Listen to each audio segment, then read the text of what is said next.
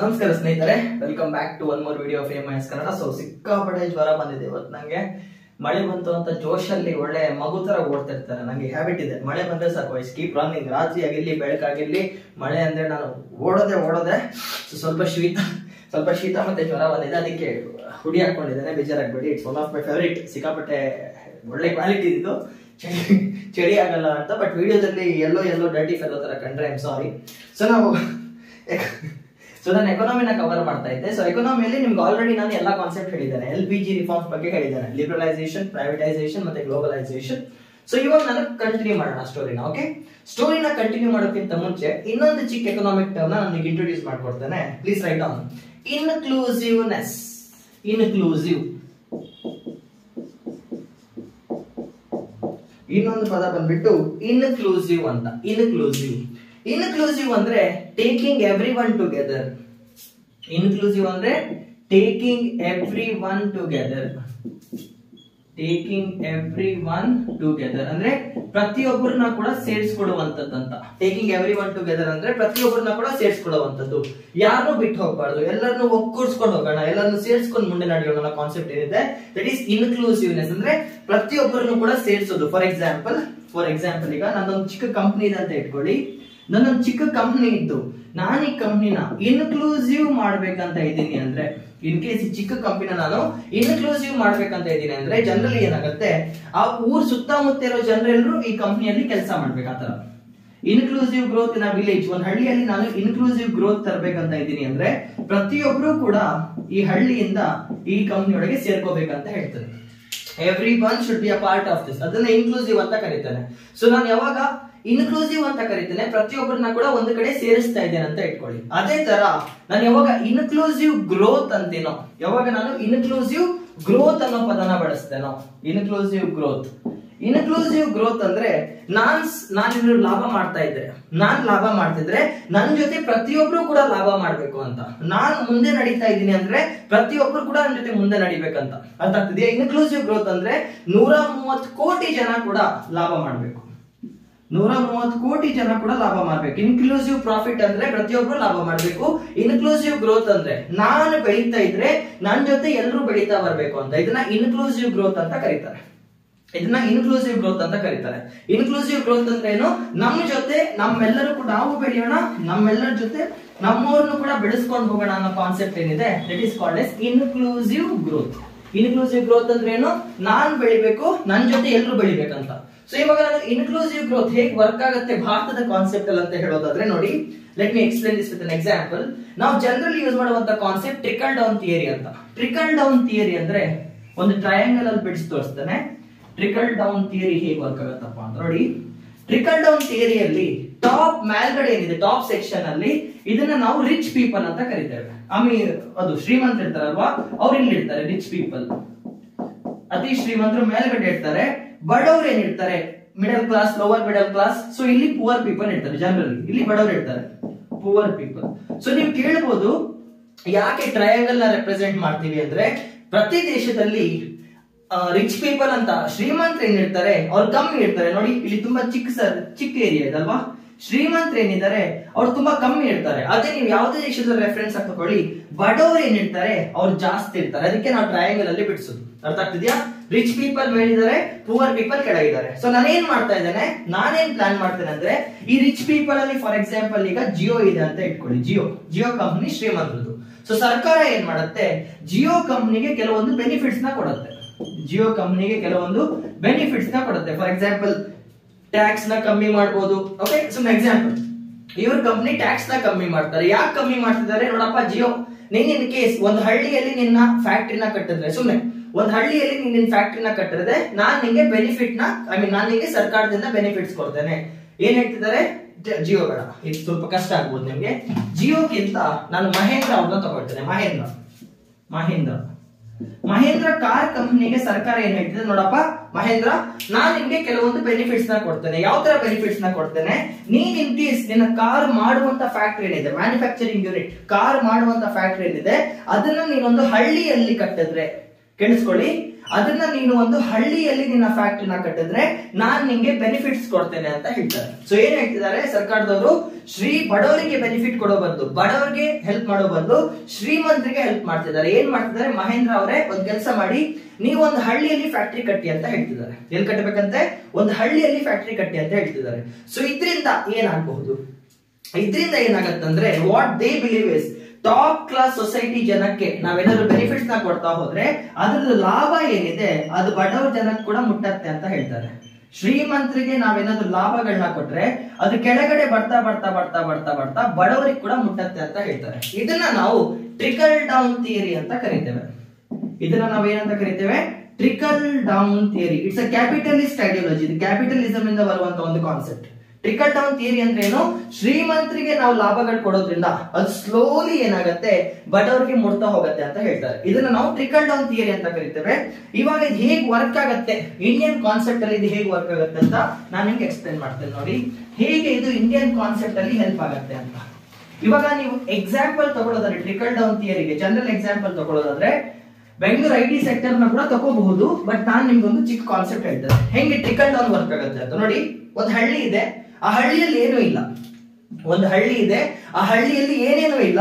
ಸರ್ಕಾರ ಏನ್ ಮಾಡ್ತಿದೆ, ಅಲ್ಲೊಂದು ದೊಡ್ಡ ಫ್ಯಾಕ್ಟ್ರಿ ಕಟ್ತಾ ಇದೆ. ದೊಡ್ಡ ಫ್ಯಾಕ್ಟ್ರಿ ಕಟ್ತಿದೆ. ಇದೊಂದು ಹಳ್ಳಿ ಅಂತ ಇಟ್ಕೊಳ್ಳಿ. ಈ ಹಳ್ಳಿಯಲ್ಲಿ ಏನೇನೂ ಇಲ್ಲ, it's a very poor village. ಸರ್ಕಾರ ಏನ್ ಮಾಡ್ತಿದೆ, ಒಂದು ದೊಡ್ಡ ಫ್ಯಾಕ್ಟ್ರಿನ ಕಟ್ತಿದೆ. ಓಕೆ, ಏನ್ ಮಾಡ್ತಿದೆ ಸರ್ಕಾರ, ಈ ಊರಲ್ಲಿ ಒಂದು ಸಿಕ್ಕಾಪಟ್ಟೆ ದೊಡ್ಡ ಫ್ಯಾಕ್ಟ್ರಿನ ಕಟ್ತಾ ಇದೆ. ಸಿಕ್ಕಾಪಟ್ಟೆ ದೊಡ್ಡ ಫ್ಯಾಕ್ಟ್ರಿ, ಯಾವ ಫ್ಯಾಕ್ಟ್ರಿ ಅಂತ ಬೇಡ, ಸದ್ಯಕ್ಕೆ ಒಂದು ದೊಡ್ಡ ಫ್ಯಾಕ್ಟ್ರಿ ಕಟ್ತಾ ಇದೆ. ಓಕೆ, ಒಂದ್ ನಿಮಿಷ, ರೆಕಾರ್ಡಿಂಗ್ ಆನ್ ಇದೆಯಾ? ಸಾರಿ, ಒಂದ್ ದೊಡ್ಡ ಫ್ಯಾಕ್ಟ್ರಿನ ಕಟ್ತಾ ಇದೆ. ಇದಾದ್ಮೇಲೆ ಏನಾಗುತ್ತೆ ನೋಡಿ, ಈ ಫ್ಯಾಕ್ಟ್ರಿ ಕಟ್ಟಿದ ಮೇಲೆ, ಈ ಫ್ಯಾಕ್ಟ್ರಿ ಅಂತ ಇಟ್ಕೊಳ್ಳಿ, ಸ್ವಲ್ಪ ದೊಡ್ಡದಾಗಿದೆ. ಓಕೆ, ಸಖತ್ತಾಗಿದೆ factory. Multi national company level ಒಂದು ಫ್ಯಾಕ್ಟ್ರಿ ಕಟ್ಟಿದ್ದಾರೆ ಅಂತ ಇಟ್ಕೊಳ್ಳಿ. ಈ ಫ್ಯಾಕ್ಟ್ರಿ ಕಟ್ಟಿದಾಗ ಏನಾಗುತ್ತೆ, ಇವಾಗ ಈ ಫ್ಯಾಕ್ಟ್ರಿಯಲ್ಲಿ ಕೆಲಸ ಮಾಡಕ್ಕೆ ಲೇಬರರ್ಸ್ ಬೇಕಾಗ್ತಾರೆ ಅಲ್ವಾ, ಈ ಫ್ಯಾಕ್ಟ್ರಿಯಲ್ಲಿ ಕೆಲಸ ಮಾಡಕ್ಕೆ ಕೆಲಸಗಾರರು ಬೇಕಾಗ್ತಾರೆ. ಸೊ ಏನಾಗುತ್ತೆ, ಆ ಹಳ್ಳಿಯಲ್ಲಿ ಇರುವಂತ ಜನ, ಈ ಹಳ್ಳಿಯಲ್ಲಿ ಕೆಲವೊಂದು ಮನೆ ಇರುತ್ತೆ, ಪುಟಾಣಿ ಮನೆ ಇರುತ್ತಲ್ವಾ, ಈ ಹಳ್ಳಿಯಲ್ಲಿ ಇರುವಂತ ಜನರಿಗೆ ಏನಾಗುತ್ತೆ, ಇದೇ ಫ್ಯಾಕ್ಟ್ರಿಯಲ್ಲಿ ಎಂಪ್ಲಾಯ್ಮೆಂಟ್ ಸಿಗತ್ತೆ. ಅವ್ರಿಗೆ ಈ ಫ್ಯಾಕ್ಟ್ರಿಯಲ್ಲಿ ಕೆಲಸ ಸಿಗತ್ತೆ. ಅವ್ರು ಏನಾಗ್ತಿದ್ದಾರೆ, ಇಲ್ಲಿ ಈ ಫ್ಯಾಕ್ಟ್ರಿಯಲ್ಲಿ ಕೆಲಸ ಮಾಡ್ತಿದ್ದಾರೆ. ಕೆಲಸ ಮಾಡೋದ್ರಿಂದ ಏನಾಗುತ್ತೆ, ಇವ್ರಿಗೆ ಸ್ಯಾಲರಿ ಬರುತ್ತೆ. ನೋಡಿ, ಇಷ್ಟು ದಿನ ಬಡವರ ಹತ್ರ ಅಷ್ಟು ಕೆಲಸ ಇದ್ದಿಲ್ಲ. ಇವಾಗ ಏನಾಗುತ್ತೆ, ಒಂದು ಫ್ಯಾಕ್ಟ್ರಿ ಕಟ್ಟದ ಕೂಡಲೇ ಅಲ್ಲಿರುವಂತ ಜನರಿಗೆ ಸಂಬಳ ಬರಕ್ ಶುರುವಾಗುತ್ತೆ. ಇದು ಒಂದು ಕಡೆ. ಇನ್ನೊಂದು ಏನಂದ್ರೆ, ಈ ಫ್ಯಾಕ್ಟ್ರಿ ಇರತ್ತಲ್ವಾ, ಈ ಫ್ಯಾಕ್ಟ್ರಿಲಿ ತುಂಬಾ ಜನ ಎಜುಕೇಟೆಡ್ ಪೀಪಲ್ ಕೂಡ ಇರ್ತಾರೆ. ಫಾರ್ ಎಕ್ಸಾಂಪಲ್ ಎಂಜಿನಿಯರ್ಸ್ ಬರ್ಬೋದು ಇಲ್ಲಿಗೆ. ಸೊ ಇವಾಗ ಏನಾಗುತ್ತೆ, ಈ ಕಂಪನಿಯಲ್ಲಿ ಎಂಜಿನಿಯರ್ಸ್ ಬರ್ತಾರೆ. ಸೊ ಯಾವಾಗ ಒಂದು ಹಳ್ಳಿಯಲ್ಲಿ, ಅರ್ಥ ಮಾಡ್ಕೊಳ್ಳಿ, ಯಾವಾಗ ಒಂದು ಹಳ್ಳಿಯಲ್ಲಿ ನೀವು ಸಿಕ್ಕಾಪಟ್ಟೆ ದೊಡ್ಡ ಫ್ಯಾಕ್ಟ್ರಿ ಕಟ್ತಿರೋ, ಜನರಲಿ ಏನಾಗುತ್ತೆ, ಎಂಜಿನಿಯರ್ಸ್ ಯಾರ್ಯಾರು ಅತಿ ಒಳ್ಳೆ ಕಾಲೇಜಿಂದ ಓದಿರ್ತಾರೆ, ತುಂಬಾ ಬೆನಿಫಿಟ್ ತಗೊಂಡಿರ್ತಾರೆ, ಅವರಿಗೆ ಇಂಥವ್ರಿಗೆಲ್ಲ ಬರಕ್ ಇಷ್ಟ ಆಗಲ್ಲ. It's very common. ಯಾಕೆ, ಒಂದು ಹಳ್ಳಿಯಲ್ಲಿ ನೀವು ಫ್ಯಾಕ್ಟ್ರಿ ಕಟ್ಟಿದ್ರೆ ಇವ್ರಿಗೆ ಕೂಡ ಮಕ್ಕಳು ಇರ್ತಾರೆ, ಅವ್ರ ಮಕ್ಕಳಿಗೆ ಒಳ್ಳೆ ಶಿಕ್ಷಣ ಕೊಡ್ಬೇಕಂತ ಹೇಳ್ತಾರೆ. ಹಳ್ಳಿಯಲ್ಲಿ ಏನಾಗುತ್ತೆ, ಜನರಿಗೆ ಹೆಲ್ತ್ ಕೇರ್ ಫೆಸಿಲಿಟಿ ಚೆನ್ನಾಗಿರಲ್ಲ.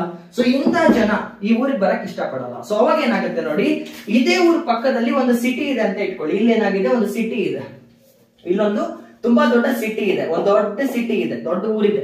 ಓಕೆ, ಪಟ್ಟಣ ಇದೆ. ಸೊ ಅವಾಗ ಏನಾಗುತ್ತೆ, ಸರ್ಕಾರ ಏನ್ ಮಾಡುತ್ತೆ, ನೋಡಪ್ಪ ಇಲ್ಲಿ ದೊಡ್ಡ ಫ್ಯಾಕ್ಟ್ರಿ ಕಟ್ತಿ ಅಂತ ನಾನು ನಿಮ್ಗೆ ಹೇಳಿದ್ದೆ, ಮಹೇಂದ್ರ ಅವರೇ ನೋಡಿ ನೀವು ಇಲ್ಲಿ ಫ್ಯಾಕ್ಟ್ರಿ ಕಟ್ತಾ ಇದ್ದೀರಲ್ವಾ, ನಾನ್ ನಿಮ್ಗೆ ನಿಮ್ಮ ಫ್ಯಾಕ್ಟ್ರಿಯಿಂದ ನಿಮ್ಮ ವಸ್ತುಗಳ ಸಾಗಣೆ ಮಾಡಕ್ಕೆ ನಾನ್ ನಿಮ್ಗೆ ಇಲ್ಲೊಂದು ಸೂಪರ್ ಆಗಿರೋ ರೋಡ್ ಕಟ್ತೇನೆ ಅಂತ ಕೂಡ ಹೇಳ್ತಾರೆ. ಗವರ್ನಮೆಂಟ್ ಕೇಳ್ತಾರೆ ಅವ್ರು, ನೋಡಿ ಸರ್, ಈ ಹಳ್ಳಿಯಲ್ಲಿ ನಾನು ಫ್ಯಾಕ್ಟ್ರಿ ಕಟ್ಟಿದ್ರೆ ನನ್ನ ಕಾರುಗಳ ಉತ್ಪನ್ನ ಏನಾಗುತ್ತೆ, ಅದನ್ನ ನಾನು ಸಿಟಿಗೆ ಹೆಂಗ್ ತಗೊಂಡೋಗ್ಲಿ ಅಂತ ಕೇಳಿದಾಗ ಏನಾಗುತ್ತೆ, ಸರ್ಕಾರದವ್ರು ಏನ್ ಮಾಡ್ತಿದ್ದಾರೆ, ಡೆವಲಪ್ಮೆಂಟಲ್ ಪ್ರಾಜೆಕ್ಟ್ಸ್ ಅಲ್ಲಿ ಈ ಊರಿಗೆ ರೋಡ್ ತರಬಹುದು ಅಲ್ವಾ, ಈ ಊರಿಗೆ ಏನ್ ತರ್ತಾರೆ ಅವರು, ರೋಡ್ಸ್ ನ ಕೂಡ ತಗೊಂಡ್ಬರ್ತಾರೆ. ನೋಡಿ, ನೀವು ಯಾವುದೇ ಒಂದು ದೊಡ್ಡ ಫ್ಯಾಕ್ಟ್ರಿ ಎಸ್ಟಾಬ್ಲಿಷ್ ಮಾಡಿದಾಗ ಅದ್ರ ಸುತ್ತಮುತ್ತ ತುಂಬಾ ಒಳ್ಳೆ ರೋಡ್ಸ್ ಕೂಡ ಬೇಕಾಗುತ್ತೆ. ಎಸ್ಪೆಷಲಿ ಕರ್ನಾಟಕದಲ್ಲಿ ನೀವು ಚಿತ್ರದುರ್ಗಕ್ಕೆ ಹೋದ್ರೆ, ಅದು ಚಳಿಕೆರೆಗೆ ಹೋದ್ರೆ, ಇನ್ಫ್ಯಾಕ್ಟ್ ಚಳಿಕೆರೆ ಊರಿಗೆ ಹೋದಾಗ ಅಲ್ಲಿ ನಿಮ್ಗೆ ಬಾಬಾ ಅಟಾಮಿಕ್ ರಿಸರ್ಚ್ ಸೆಂಟರ್ ಸಿಗುತ್ತೆ. ನಿಮ್ಗೆ ಗೊತ್ತಿಲ್ಲ, ನಮ್ಮೂರ ಹತ್ರನೇ ಅದು ಆಕ್ಚುಲಿ. ಚಳಿಕೆರೆ ತುಂಬಾ ಒಳಗೆ ಹೋಗ್ಬೇಕಂತ ಇಲ್ಲ, ಸ್ವಲ್ಪ ಒಳಗೆ ಹೋದ್ರೆ ಸಾಕು 5 ಸ್ಟಾರ್ ಲೆವೆಲ್ ರೋಡ್ ಇದೆ. ಯಾವಾಗ ಬಾಬಾ ಅಟಾಮಿಕ್ ರಿಸರ್ಚ್ ಸೆಂಟರ್ ಮುಗ್ದೋಗಿ ಸ್ವಲ್ಪ ಮುಂದೆ ಹೋದ್ರೆ ಸಾಕು ಅಲ್ಲಿ ರೋಡ್ ಇಲ್ಲ. ಸೊ ಏನಾಗಿದೆ, ಆ ಫ್ಯಾಕ್ಟ್ರಿಯಿಂದ ಊರಿಗೆ ಕನೆಕ್ಟ್ ಆಗುವಂತ ರೋಡ್ ಏನಿದೆ ಸಿಕ್ಕಾಪಟ್ಟೆ ಡೆವಲಪ್ ಆಗುತ್ತೆ. ಓಕೆ, ಇವಾಗ ನೋಡಿ, ಇಲ್ಲಿ ಏನಾಗಿದೆ, ಈಗ ಸಖತ್ತಾಗಿರೋ ರೋಡ್ ಬಂದಿದ್ಯಾ, ಇದರಿಂದ ಏನಾಗ್ಬೋದು, ಫ್ಯೂಚರ್ ಕ್ಯಾಲ್ಕುಲೇಷನ್ಸ್, ಇದರಿಂದ ಏನಾಗ್ಬೋದು, ಈ ರೋಡ್ ಪಕ್ಕದಲ್ಲಿ ಕೆಲವೊಂದು ಜನ ಏನ್ ಮಾಡ್ಬೋದು, ಧಾಬಾಗಳನ್ನ ಓಪನ್ ಮಾಡ್ತಾರೆ. ಹೋಟೆಲ್ಗಳನ್ನ ಓಪನ್ ಮಾಡಬಹುದು. ಸೊ ಇಷ್ಟು ದಿನ ಕೆಲಸ ಇಲ್ಲಿದ್ದವ್ರು ಕೂಡ ಈ ರೋಡ್ ಪಕ್ಕದಲ್ಲಿ ಒಂದು ಚಿಕ್ಕ ಗುಡಾರ ಕಟ್ಕೋಬಹುದು ಅಲ್ವಾ.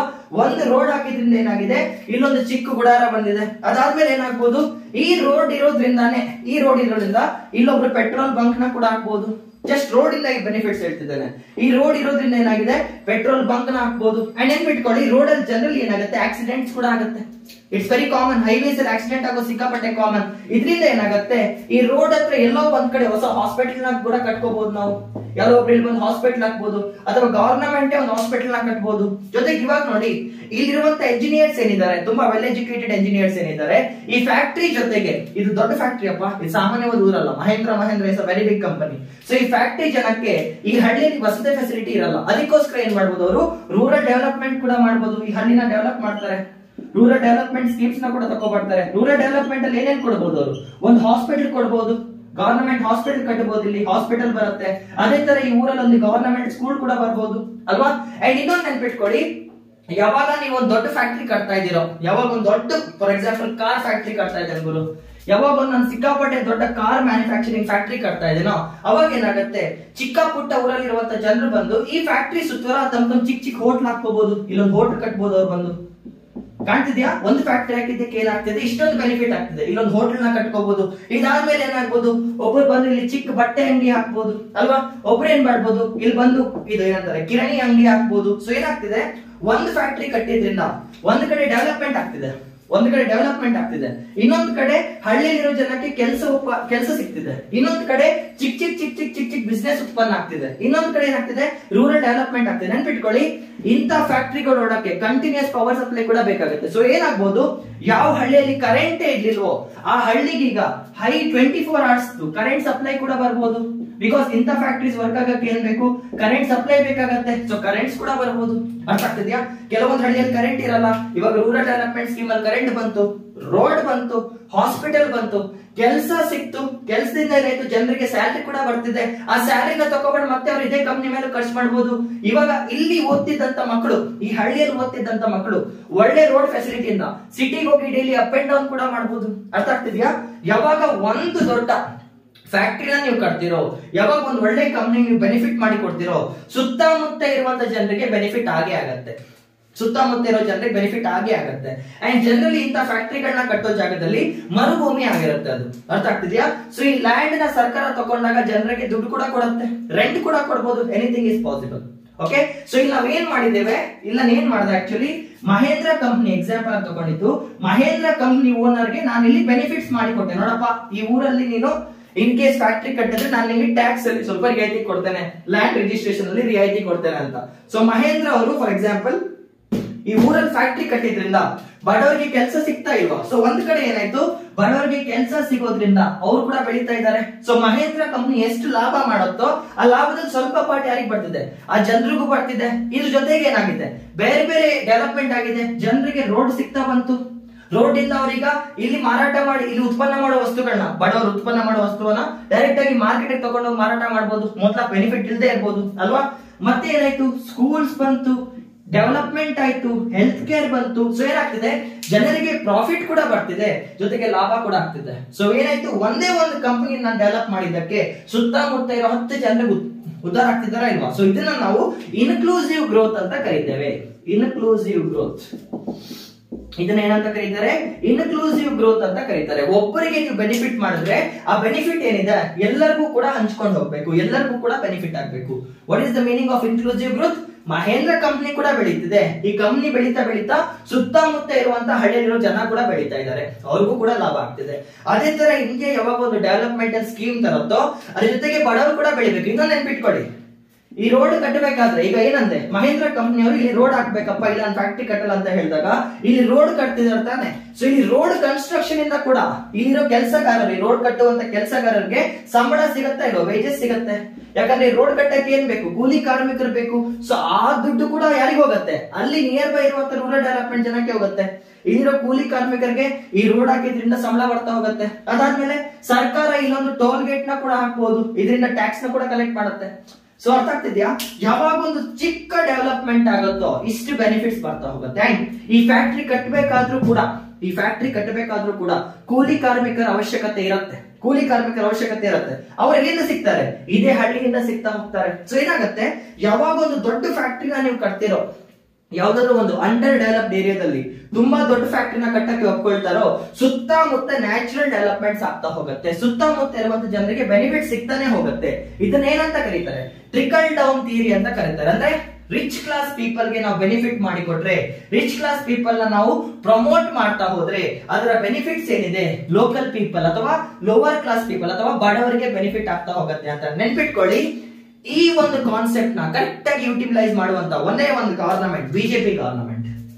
ಈಗ ಪವರ್ ಅಲ್ಲಿ ಇರುವಂತ ಬಿಜೆಪಿ ಗವರ್ನಮೆಂಟ್ ಏನಿದೆ, ಇಟ್ ಮೋಸ್ಟ್ಲಿ ಬಿಲೀವ್ಸ್ ಆನ್ ಇದೇ ಕಾನ್ಸೆಪ್ಟ್ ಅಲ್ಲಿ. They believed in inclusive growth. Because ನೀವು ನೋಡಿ, ಬಿಜೆಪಿ ಗವರ್ನಮೆಂಟ್ ಮಾಡುವಂತ ಡೆವಲಪ್ಮೆಂಟ್ಸ್ ಇಂದ ತುಂಬಾ ಜನಕ್ಕೆ ಬೆನಿಫಿಟ್ ಆಗೇ ಆಗುತ್ತೆ. ನಾವು ಅನ್ಕೋಬಹುದು ಏನು ಮಾಡ್ತಿಲ್ಲ ಅಂತ, but this is one of the concept. Because BJP government is more towards capitalism.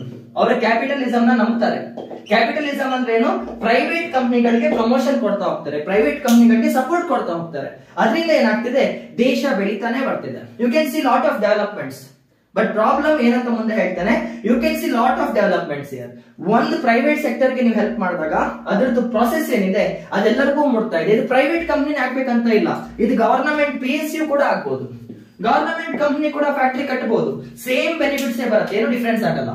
Private company ಆದ್ರೂ ಕಟ್ಲಿ, ಗವರ್ನಮೆಂಟ್ ಕಂಪನಿ ಆದ್ರೂ ಕಟ್ಲಿ, development is very constant. And ನೆನ್ಪಿಟ್ಕೊಳ್ಳಿ, BJP government always focuses on development. For example, ಈಗ Vande Bharat trains ಬಂದಿದೆ, okay, most advance trains ಬಂದಿದೆ.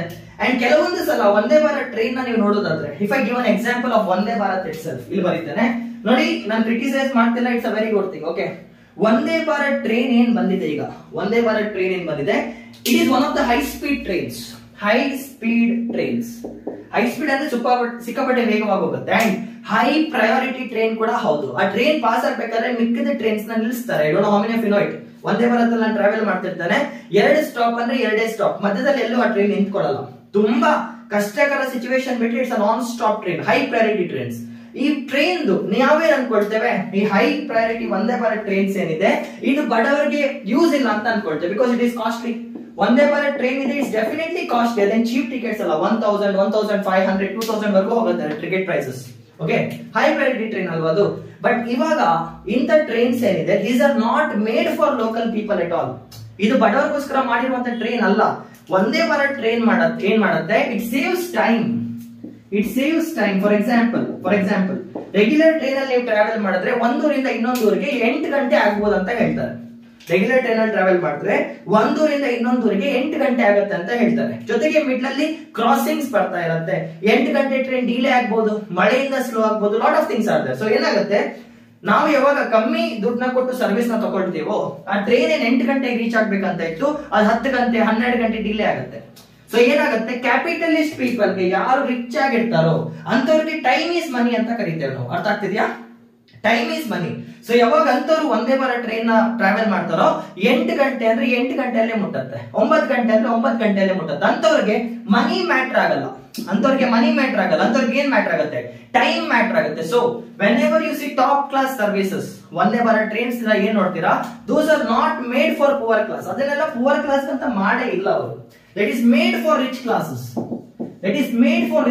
So ಕೆಲವೊಂದು services ಏನಿದೆ ರಿಚ್ ಕ್ಲಾಸ್ ಅಂತಾನೆ ಮಾಡಿದ್ದಾರೆ. So what we think is, Vande Bharat ಇಂದ ಬಡವರಿಗೆ ಏನ್ ಲಾಭ ಆಗ್ತಿದೆ ಅಂತ. ಬಡವರಿಗೆ ಲಾಭ ಆಗ್ಬೇಕಂತ ಟ್ರೈನ್ ಮಾಡೇ ಇಲ್ಲ, ಆ ಟ್ರೈನ್ ನ ಮಾಡಿರೋದು ಶ್ರೀಮಂತರಿಗೆ ಲಾಭ ಆಗ್ಲಿ ಅಂತ. You have to think it that way. Aeroplane ಇದೆ, ನಮ್ಮೂರಲ್ಲಿ ಏರ್ಪೋರ್ಟ್ ಇದೆ ಅನ್ಕೊಳ್ಳಿ. ನಮ್ಮೂರಲ್ಲಿ ಏರ್ಪೋರ್ಟ್ ಇದೆ ಅಂದ್ರೆ ಏನ್ ಉಪಯೋಗ ಇದೆ, ಏರ್ಪೋರ್ಟ್ ಅಲ್ಲಿ ಟಿಕೆಟ್ ತಗೊಳ್ಳೋ ಕೆಪಾಸಿಟಿ ಕೂಡ ಇರಬೇಕು. ಅದೇ ತರ ವಂದೇ ಭಾರತ್ ಟ್ರೈನ್ ಏನಿದೆ, it is not made for everyone. ಆ ಟ್ರೈನ್ ಸರ್ವಿಸಸ್ ನ ರಿಚ್ ಕ್ಲಾಸ್ ನಾವು ಕೊಟ್ಟಿರ್ಬೋದು, ಬಟ್ ನೆನ್ಪಿಟ್ಕೊಳ್ಳಿ, ಯಾವಾಗ ವಂದೇ ಭಾರತ್ ಟ್ರೈನ್ ನ ಈಗ ಕನ್ಸ್ಟ್ರಕ್ಟ್ ಮಾಡ್ತಿದಾರೋ ಲೇಬರರ್ಸ್ ಗೆ ಕೆಲಸ ಸಿಕ್ಕೇ ಸಿಗತ್ತೆ. ವಂದೇ ಭಾರತ್ ಟ್ರೈನ್ಸ್ ಅಲ್ಲಿ ಜನರೇಟ್ ಮಾಡ್ತಿದ್ರು, ಸುತ್ತಮುತ್ತ ಇರುವಂತ ಜನರಿಗೆ ಕೆಲಸ ಸಿಕ್ಕೇ ಸಿಗತ್ತೆ. ಅರ್ಥ ಆಗ್ತಿದ್ಯಾ? ಡೆವಲಪ್ಮೆಂಟ್ ಯೂಸ್ ಮಾಡ್ತೀವೋ ಇಲ್ಲ ಗೊತ್ತಿಲ್ಲ, ಬಟ್ ಮ್ಯಾನುಫ್ಯಾಕ್ಚರ್ ಮಾಡ್ಬೇಕಾದ್ರೆ ಲಾಭ ಆಗೇ ಆಗತ್ತೆ. That is the concept. Always remember, ಎಲ್ಲೇ ಒಂದು ಡೆವಲಪ್ಮೆಂಟಲ್ ಸ್ಕೀಮ್ ಆದ್ರೂ ಕೂಡ ಅದ್ರ ಬೆನಿಫಿಟ್ಸ್ ಏನಿದೆ, it will percolate to the lower class people. It's fact. For example, ಈಗ ನಮ್ಮ ಹತ್ರ ಬೆಂಗಳೂರಲ್ಲಿ IT ಸೆಕ್ಟರ್ ಇದೆ. ನಂಗೆ ಗೊತ್ತಿಲ್ಲ ನೀವು ಎಷ್ಟು ಜನ ಬೆಂಗಳೂರಿಯನ್ಸ್ ಅಂತ. ಒಂದು ಸಲ IT ಸೆಕ್ಟರ್ ಹೋಗಿ, ಅಲ್ಲಿ ಸಾಫ್ಟ್ವೇರ್ ಇಂಜಿನಿಯರ್ ಗಳಿದ್ದಾರೆ, ಓಕೆ ಪರವಾಗಿಲ್ಲ. ಸಾಫ್ಟ್ವೇರ್ ಕಂಪನಿ ಸುತ್ತಮುತ್ತ ನೋಡಿದ್ರೆ ನೀವೊಂದು ಕಾಫಿ ಶಾಪ್ ನ ನೋಡ್ತೀರಾ, ಒಂದು ಟೀ ಶಾಪ್ ನ ನೋಡ್ತೀರಾ, ಒಂದು ಬಜ್ಜಿ ಶಾಪ್ ನ ನೋಡ್ತೀರಾ, ಒಂದು ಬೋಂಡಾ ಶಾಪ್ ನ ನೋಡ್ತೀರಾ, ಲಸ್ಸಿ ಶಾಪ್ ನ ನೋಡ್ತೀರಾ, ಕೋಕೋನಟ್ ಶಾಪ್ ನ ನೋಡ್ತೀರಾ, ತೆಂಗಿನಕಾಯಿ ಮಾಡ್ತಿರ್ತಾರೆ, ವೆಜಿಟೇಬಲ್ಸ್ ಮಾಡ್ತಿರ್ತಾರೆ. ಏನಾಗ್ತಿದೆ, ಐಟಿ ಸೆಕ್ಟರ್ ನ ಬೆಂಗಳೂರು ತಂದಾಕಿರೋದ್ರಿಂದ, ಈ ಐಟಿ ಸೆಕ್ಟರ್ ಏನ್ ಬೆಂಗಳೂರು ತಂದಾಕಿದ್ದಾರೆ, ಸುತ್ತಮುತ್ತ ಇರುವಂತ ಜನರಿಗೆ ಲಾಭ ಆಗ್ತಾ ಹೋಗುತ್ತೆ. Always remember that. ಇಂತ ಒಂದು ದೊಡ್ಡ ಐಟಿ ಸೆಕ್ಟರ್ ಏನು ಬೆಂಗಳೂರಿಗೆ ತಂದು ಹಾಕಿದಾರೋ ಇದರಿಂದ ಸುತ್ತಮುತ್ತ ಇರುವಂತ ಜನರಿಗೆ ಲಾಭ ಆಗ್ತದೆ. ಇವಾಗ ಏನಾಯ್ತು, ಇದರಿಂದ ನೆನ್ಪಿಟ್ಕೊಳ್ಳಿ ಡೆವಲಪ್ಮೆಂಟ್ ಹೆಂಗಾಗ್ತಿದೆ, ಇದರಿಂದ ಏನಾಯ್ತು, ತುಂಬಾ ಜನ ಬೆಂಗಳೂರು ಬರಕ್ ಸ್ಟಾರ್ಟ್ ಮಾಡಿದ್ರು. ನಾರ್ತ್ ಇಂಡಿಯಾದಿಂದ, ಸೌತ್ ಇಂಡಿಯಾದಿಂದ, ಈಸ್ಟ್ ವೆಸ್ಟ್ ಎಲ್ಲ ಕಡೆಯಿಂದ ಭಾರತೀಯರು ಬರ್ತಿದ್ದಾರೆ. ಸೊ ಬೆಂಗಳೂರು ಓವರ್ ಕ್ರೌಡ್ ಆಗ್ತಾ ಇದೆ, ತುಂಬಾ ಜನ ಪಾಪ್ಯುಲೇಷನ್ ಇನ್ಕ್ರೀಸ್ ಆಗ್ತಿದೆ. ಸೊ ಸರ್ಕಾರಕ್ಕೆ ಏನೂ ಮಾಡಕ್ಕಾಗಲ್ಲ, they have to work on new roads. ಹೊಸ ರಸ್ತೆಗಳನ್ನ ಸೃಷ್ಟಿ ಮಾಡ್ಲೇಬೇಕು, ಇಲ್ಲಾಂದ್ರೆ ಟ್ರಾಫಿಕ್ ಜಾಮ್ ಪ್ರಾಬ್ಲಮ್ಸ್ ಇದೆ. ಟ್ರಾಫಿಕ್ ನ ಕವರ್ ಮಾಡಕ್ ಆಗ್ತಿಲ್ಲ ಅಂತ ಅವ್ರು ಏನ್ ಮಾಡಿದ್ರು, ಮೆಟ್ರೋ ಸರ್ವಿಸಸ್ ಅಂತಂದ್ರು. They have brought metro services to Bengaluru. ನಮ್ಮ ಬೆಂಗಳೂರಲ್ಲಿ ಈಗ ಮೆಟ್ರೋ ಸರ್ವಿಸಸ್ ಇದೆ, ಬಿಎಂಟಿಸಿ ಸರ್ವಿಸಸ್ ಇದೆ. ಯಾವಾಗ ಬಿಎಂಟಿಸಿ ಜಾಸ್ತಿ ಬಸ್ ಗಳನ್ನ ಬಿಡ್ತಾ ಹೋಗುತ್ತೋ ಜಾಸ್ತಿ ಡ್ರೈವರ್ಸ್ ನ ಕಂಡಕ್ಟರ್ಸ್ ನ ಹೈರ್ ಮಾಡ್ಲೇಬೇಕಾಗತ್ತೆ. ಮೆಟ್ರೋ ಸರ್ವಿಸಸ್ ನ ಮೇಂಟೈನ್ ಮಾಡಕ್ಕೆ ಸೆಕ್ಯೂರಿಟಿ ಗಾರ್ಡ್ಸ್ ಇಟ್ಕೋಬೇಕಾಗತ್ತೆ ಅಲ್ವಾ, ಚಿಕ್ಕ ಚಿಕ್ಕ ಸೆಕ್ಯೂರಿಟಿ ಗಾರ್ಡ್ಸ್, ಟಿಕೆಟ್ ಕಲೆಕ್ಟರ್ಸ್ ಇರ್ತಾರೆ, ಟಿಕೆಟ್ ಮಾಡೋರು ಇರ್ತಾರೆ, ಚೆಕಿಂಗ್ ಇರುತ್ತೆ. ಸೊ ಏನಾಗ್ತಿದೆ, ತುಂಬಾ ಕೆಲಸಗಳ ಜೊತೆ ನ್ಯೂ ಜಾಬ್ ಅಪಾರ್ಚುನಿಟೀಸ್ ಕೂಡ ಬರ್ತಿದೆ, ಹೊಸ ನ್ಯೂ ಜಾಬ್ ಅಪಾರ್ಚುನಿಟೀಸ್ ಕೂಡ ಬರ್ತಾ ಹೋಗುತ್ತೆ. ಅರ್ಥ ಆಗ್ತಿದ್ಯಾ? ಯಾವಾಗ ಒಂದು ಹೊಸ ಡೆವಲಪ್ಮೆಂಟ್ ಆಗುತ್ತೋ ಇನ್ನು ಕೆಲವರಿಗೆ ಜಾಬ್ ಸಿಗ್ತಾನೆ ಹೋಗುತ್ತೆ. ಆ ಜಾಬ್ ಇಂದ ಏನಾಗುತ್ತೆ, ಅವ್ರಿಗೆ ಸಂಬಳ ಬರುತ್ತೆ. ಸಂಬಳ ಬರೋದ್ರಿಂದ ಏನಾಗುತ್ತೆ, ಅವ್ರ ಜೀವನ ಉದ್ಧಾರ ಆಗ್ತಾ ಹೋಗುತ್ತೆ. ಯಾವುದೇ ಊರ್ನ ಎಕ್ಸಾಂಪಲ್ ಆಗಿ ತಗೊಳ್ಳಿ, when that city starts growing, ಸುತ್ತಮುತ್ತ ಇರೋ ಜನರು ಕೂಡ ಗ್ರೋ ಆಗ್ತಾ ಹೋಗ್ತಾರೆ. It's a very simple concept. Inclusive growth ಅಂದ್ರೆ ಏನು, ಯಾವಾಗ ಒಂದು ವ್ಯಕ್ತಿ ಬೆಳಿತಾನೋ ಅವನ ಜೊತೆ ಎಲ್ಲರೂ ಬೆಳಿತಾರೆ. ನಾನು ಬೆಳಿತೇನೆ, ನನ್ನವರು ಬೆಳಿತಾರೆ. ನೆನ್ಪಿಟ್ಕೊಳ್ಳಿ, ಗವರ್ನಮೆಂಟ್ ಜಾಬ್ಸ್ ಸಿಗದೆ ಇರಬಹುದು, we may not get government jobs, but ever since development has happened, private jobs ಅಂತೂ ಸಿಗತ್ತೆ ನಿಮ್ಗೀಗ. ಜಾಬ್ಸ್ ಇಲ್ಲ ಅಂದ್ರೂ ಕೂಡ ನೀವೇ ಬಂದು ಪಾನಿಪುರಿ ಶಾಪ್ ಹಾಕಿ ನೋಡಿ ಐಟಿ ಕಂಪನಿ ಮುಂದೆ, ಅವ್ರಿಗಿಂತ ಜಾಸ್ತಿನೇ ಮಾಡ್ತೀರಾ. Why is it happening? Because of inclusive growth. ಯಾವಾಗ ಒಂದು ಟಾಪ್ ಕ್ಲಾಸ್ ಪೀಪಲ್ ಗೆ ನೀವು ಹೆಲ್ಪ್ ಮಾಡ್ತಿರೋ, ಅವ್ರು ಯಾವಾಗ ಒಂದು ದೊಡ್ಡ ಫ್ಯಾಕ್ಟರಿ ಕಟ್ತಾರೋ ಅದ್ರ ಬೆನಿಫಿಟ್ ಸುತ್ತಮುತ್ತ ಇರೋರಿಗೆ ಬಂದೇ ಬರುತ್ತೆ. ಇದನ್ನ ನಾವೇನಂತ ಕರಿತೇವೆ, ಟ್ರಿಕಲ್ ಡೌನ್ ಥಿಯರಿ ಅಂತ ಕರಿತೇವೆ. This is the logic of capitalism. Adam Smith ಅವರು ಇದನ್ನೇ ನಂಬೋದು, ಕ್ಯಾಪಿಟಲಿಸ್ಟಿಕ್ ಸಿಸ್ಟಮ್ ಇದನ್ನೇ ನಂಬೋದು, ಅಮೆರಿಕ ಕೂಡ ಇದನ್ನೇ ನಂಬೋದು, ಟ್ರಿಕಲ್ ಡೌನ್ ಥಿಯರಿ. ಅಂಡ್ ನೆನ್ಪಿಟ್ಕೊಳ್ಳಿ, ಟ್ರಿಕಲ್ ಡೌನ್ ಥಿಯರಿಯಿಂದ ಎಲ್ಲರಿಗೂ ಲಾಭ ಆಗಲ್ಲ, ಅದು ಮುಂದೆ ಹೇಳ್ತೇನೆ ನಾನು. But for now when I say inclusive growth, okay, ಏನೋ ಒಂದು ಮಾಡ್ತಾ ಇದೆ ಸರ್ಕಾರ ಅಥವಾ ಪ್ರೈವೇಟ್ ಸೆಕ್ಟರ್, ಅದರಿಂದ ಸುತ್ತಮುತ್ತ ಇರೋ ಜನರಿಗೆ ಬೆನಿಫಿಟ್ ಆಗ್ತಿದೆ ಅಂತ ಇಟ್ಕೊಳ್ಳಿ. What is trickle down theory? ಸರ್ಕಾರ top class rich class people ಗೆ ಸಪೋರ್ಟ್ ಮಾಡ್ತಿದೆ, ಅದರಿಂದ ಅವ್ರು ಏನೋ ಒಂದು ಕಂಪ್ನಿನೋ ಏನೋ ಒಂದು ಸರ್ವಿಸ್ ನ ಪ್ರೊವೈಡ್ ಮಾಡ್ತಿದ್ದಾರೆ. ಆ ಸರ್ವಿಸ್ ಇಂದ ಬೆನಿಫಿಟ್ಸ್ ಏನಿದೆ, ಸ್ಯಾಲರಿ ಆಗಿರ್ಬೋದು, ಹೆಲ್ತ್ ಕೇರ್ ಆಗಿರ್ಬೋದು, ಫೆಸಿಲಿಟೀಸ್ ಆಗಿರ್ಬೋದು, ಅದು ಲೋವರ್ ಕ್ಲಾಸ್ ಮತ್ತೆ ಮಿಡಲ್ ಕ್ಲಾಸ್ ಪೀಪಲ್ ಗೆ ಬೆನಿಫಿಟ್ ಮಾಡ್ತಿದೆ. ಸೊ ಅವರು ಕೂಡ ತಮ್ಮ ಲೈಫ್ ಸ್ಟೈಲ್ ಏನಿದೆ ಚೆನ್ನಾಗಿ ಮಾಡ್ಕೊಳ್ತಾ ಬರ್ತಿದ್ದಾರೆ ಅಂತ ನೆನ್ಪಿಟ್ಕೊಳ್ಳಿ. This is the concept of inclusive growth. This is the concept of trickle down theory. ನಿಮ್ಗೆ ಅರ್ಥ ಆಗಿದೆ ಅಂತ ಇಟ್ಕೊಳ್ತೀನಿ, ಚಿಕ್ಕ ಪದ ಬರುತ್ತೆ ಅದಕ್ಕೆ ಹೇಳ್ತಾ ಇದ್ದೇನೆ. ಅಂಡ್ ನೆನ್ಪಿಟ್ಕೊಳ್ಳಿ, ಟ್ರಿಕಲ್ ಡೌನ್ ಥಿಯರಿ ಯಾವಾಗ್ಲೂ ಸಕ್ಸಸ್ ಆಗಲ್ಲ, ಇದು ಫೇಲ್ ಆಗುತ್ತೆ. It failed multiple times. Trickle down theory ಭಾರತದಲ್ಲಿ ವರ್ಕ್ ಆಗಿಲ್ಲ. ವೆನ್ ನೆಹರು ಅವರು, ಈಗ ಕನೆಕ್ಟ್ ಮಾಡ್ತೀನಿ ನೋಡಿ, ನೆಹರು ಅವರು 1956 ಸೆಕೆಂಡ್ 5 year ಪ್ಲಾನ್ಸ್, ಇನ್ನು ಮಾತಾಡಿಲ್ಲ ನಾನು ಇನ್ ಡೆಪ್ತ್ ಆಗಿ, ಸೆಕೆಂಡ್ 5 year ಪ್ಲಾನ್ ಅಲ್ಲಿ he focused on heavy industries ಮೇಲೆ ಫೋಕಸ್ ಮಾಡ್ತಾರೆ. ನೆಹರು ಅವರು ಸೆಕೆಂಡ್ 5 year ಪ್ಲಾನ್ ಅಲ್ಲಿ ಯಾವ್ದ್ರ ಮೇಲೆ ಫೋಕಸ್ ಮಾಡ್ತಿದ್ದಾರೆ, ಹೆವಿ ಇಂಡಸ್ಟ್ರೀಸ್ ಮೇಲೆ ಫೋಕಸ್ ಮಾಡ್ತಾರೆ. ಹೆವಿ ಇಂಡಸ್ಟ್ರೀಸ್ ಅಂದ್ರೆ ಏನು, ದೊಡ್ಡ ದೊಡ್ಡ ಫ್ಯಾಕ್ಟರಿಗಳನ್ನ ಕಟ್ಟೋಣ, ಐರನ್ ಅಂಡ್ ಸ್ಟೀಲ್ ಫ್ಯಾಕ್ಟರೀಸ್ ನ ಕಟ್ಟೋಣ ಅಂತ. What was the concept? ಇದೇ ಕಾನ್ಸೆಪ್ಟ್. ಯಾವಾಗ ಒಂದು ದೊಡ್ಡ ಫ್ಯಾಕ್ಟರಿನ ಕಟ್ತಿರೋ ಆ ಬೆನಿಫಿಟ್ಸ್ ಏನಿದೆ ಲೋವರ್ ಕ್ಲಾಸ್ ಪೀಪಲ್ ಗೆ ಪರ್ಕ್ಯುಲೇಟ್ ಆಗ್ತಾ ಬರುತ್ತೆ, ಪರ್ಚುವೇಟ್ ಆಗ್ತಾ ಬರುತ್ತೆ, ಮುಡ್ತಾ ಬರುತ್ತೆ ಅಂತ. ಬಟ್ ಏನಾಯ್ತು, ಇಂಡಿಯಾದಲ್ಲಿ ಅದಷ್ಟು ಸರಿಯಾಗಿ ವರ್ಕೌಟ್ ಆಗ್ಲಿಲ್ಲ. ಅಂಟಿಲ್ 1990 ಏನಾಯ್ತು, ಈ ಟ್ರಿಕಲ್ ಡೌನ್ ಥಿಯರಿ ಏನಿದೆ ಅದಷ್ಟು ಸ್ಮೂತ್ ಆಗಿ ವರ್ಕ್ ಆಗಲಿಲ್ಲ. ಇಫ್ ಇನ್ ಕೇಸ್ ಇದು ಕರೆಕ್ಟ್ ಆಗಿ ವರ್ಕ್ ಆಗಿದ್ರೆ ನಮ್ಮ ದೇಶದಲ್ಲಿ ಅನ್ಎಂಪ್ಲಾಯ್ಮೆಂಟ್ ಕಮ್ಮಿ ಇರಬೇಕಿತ್ತು, ಪಾವರ್ಟಿ ಕಮ್ಮಿ ಇರಬೇಕಿತ್ತು, ಡೆವಲಪ್ಮೆಂಟ್ ಜಾಸ್ತಿ ಇರಬೇಕಿತ್ತು. ಬಟ್ ಏನಾಯ್ತು, ಅಂಟಿಲ್ 1990 PSUs ಏನಿದೆ ಅದಷ್ಟು ಕರೆಕ್ಟ್ ಆಗಿ ವರ್ಕ್ ಆಗಲಿಲ್ಲ. Because of that inclusive growth ನ ನಾವು ಅಚೀವ್ ಮಾಡಕ್ ಆಗಿಲ್ಲ. Socialism concept it self is inclusive growth.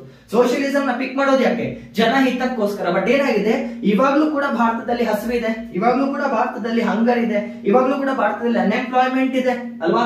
So ಏನಾಗ್ತಿದೆ, ಟ್ರಿಕಲ್ ಡೌನ್ ಥಿಯರಿ ಅಷ್ಟು ಸ್ಮೂತ್ ಆಗಿ ವರ್ಕ್ ಆಗಿಲ್ಲ. Before 1990 the impact of trickle down theory ಅಂತ ಏನ್ ಕರೀತೇವೆ, the impact of inclusive growth ಅಂತ ಏನ್ ಕರೀತೇನೆ, it is very very less. ನೀವು ನಂಬ್ತಿರೋ ಬಿಡ್ತಿರೋ.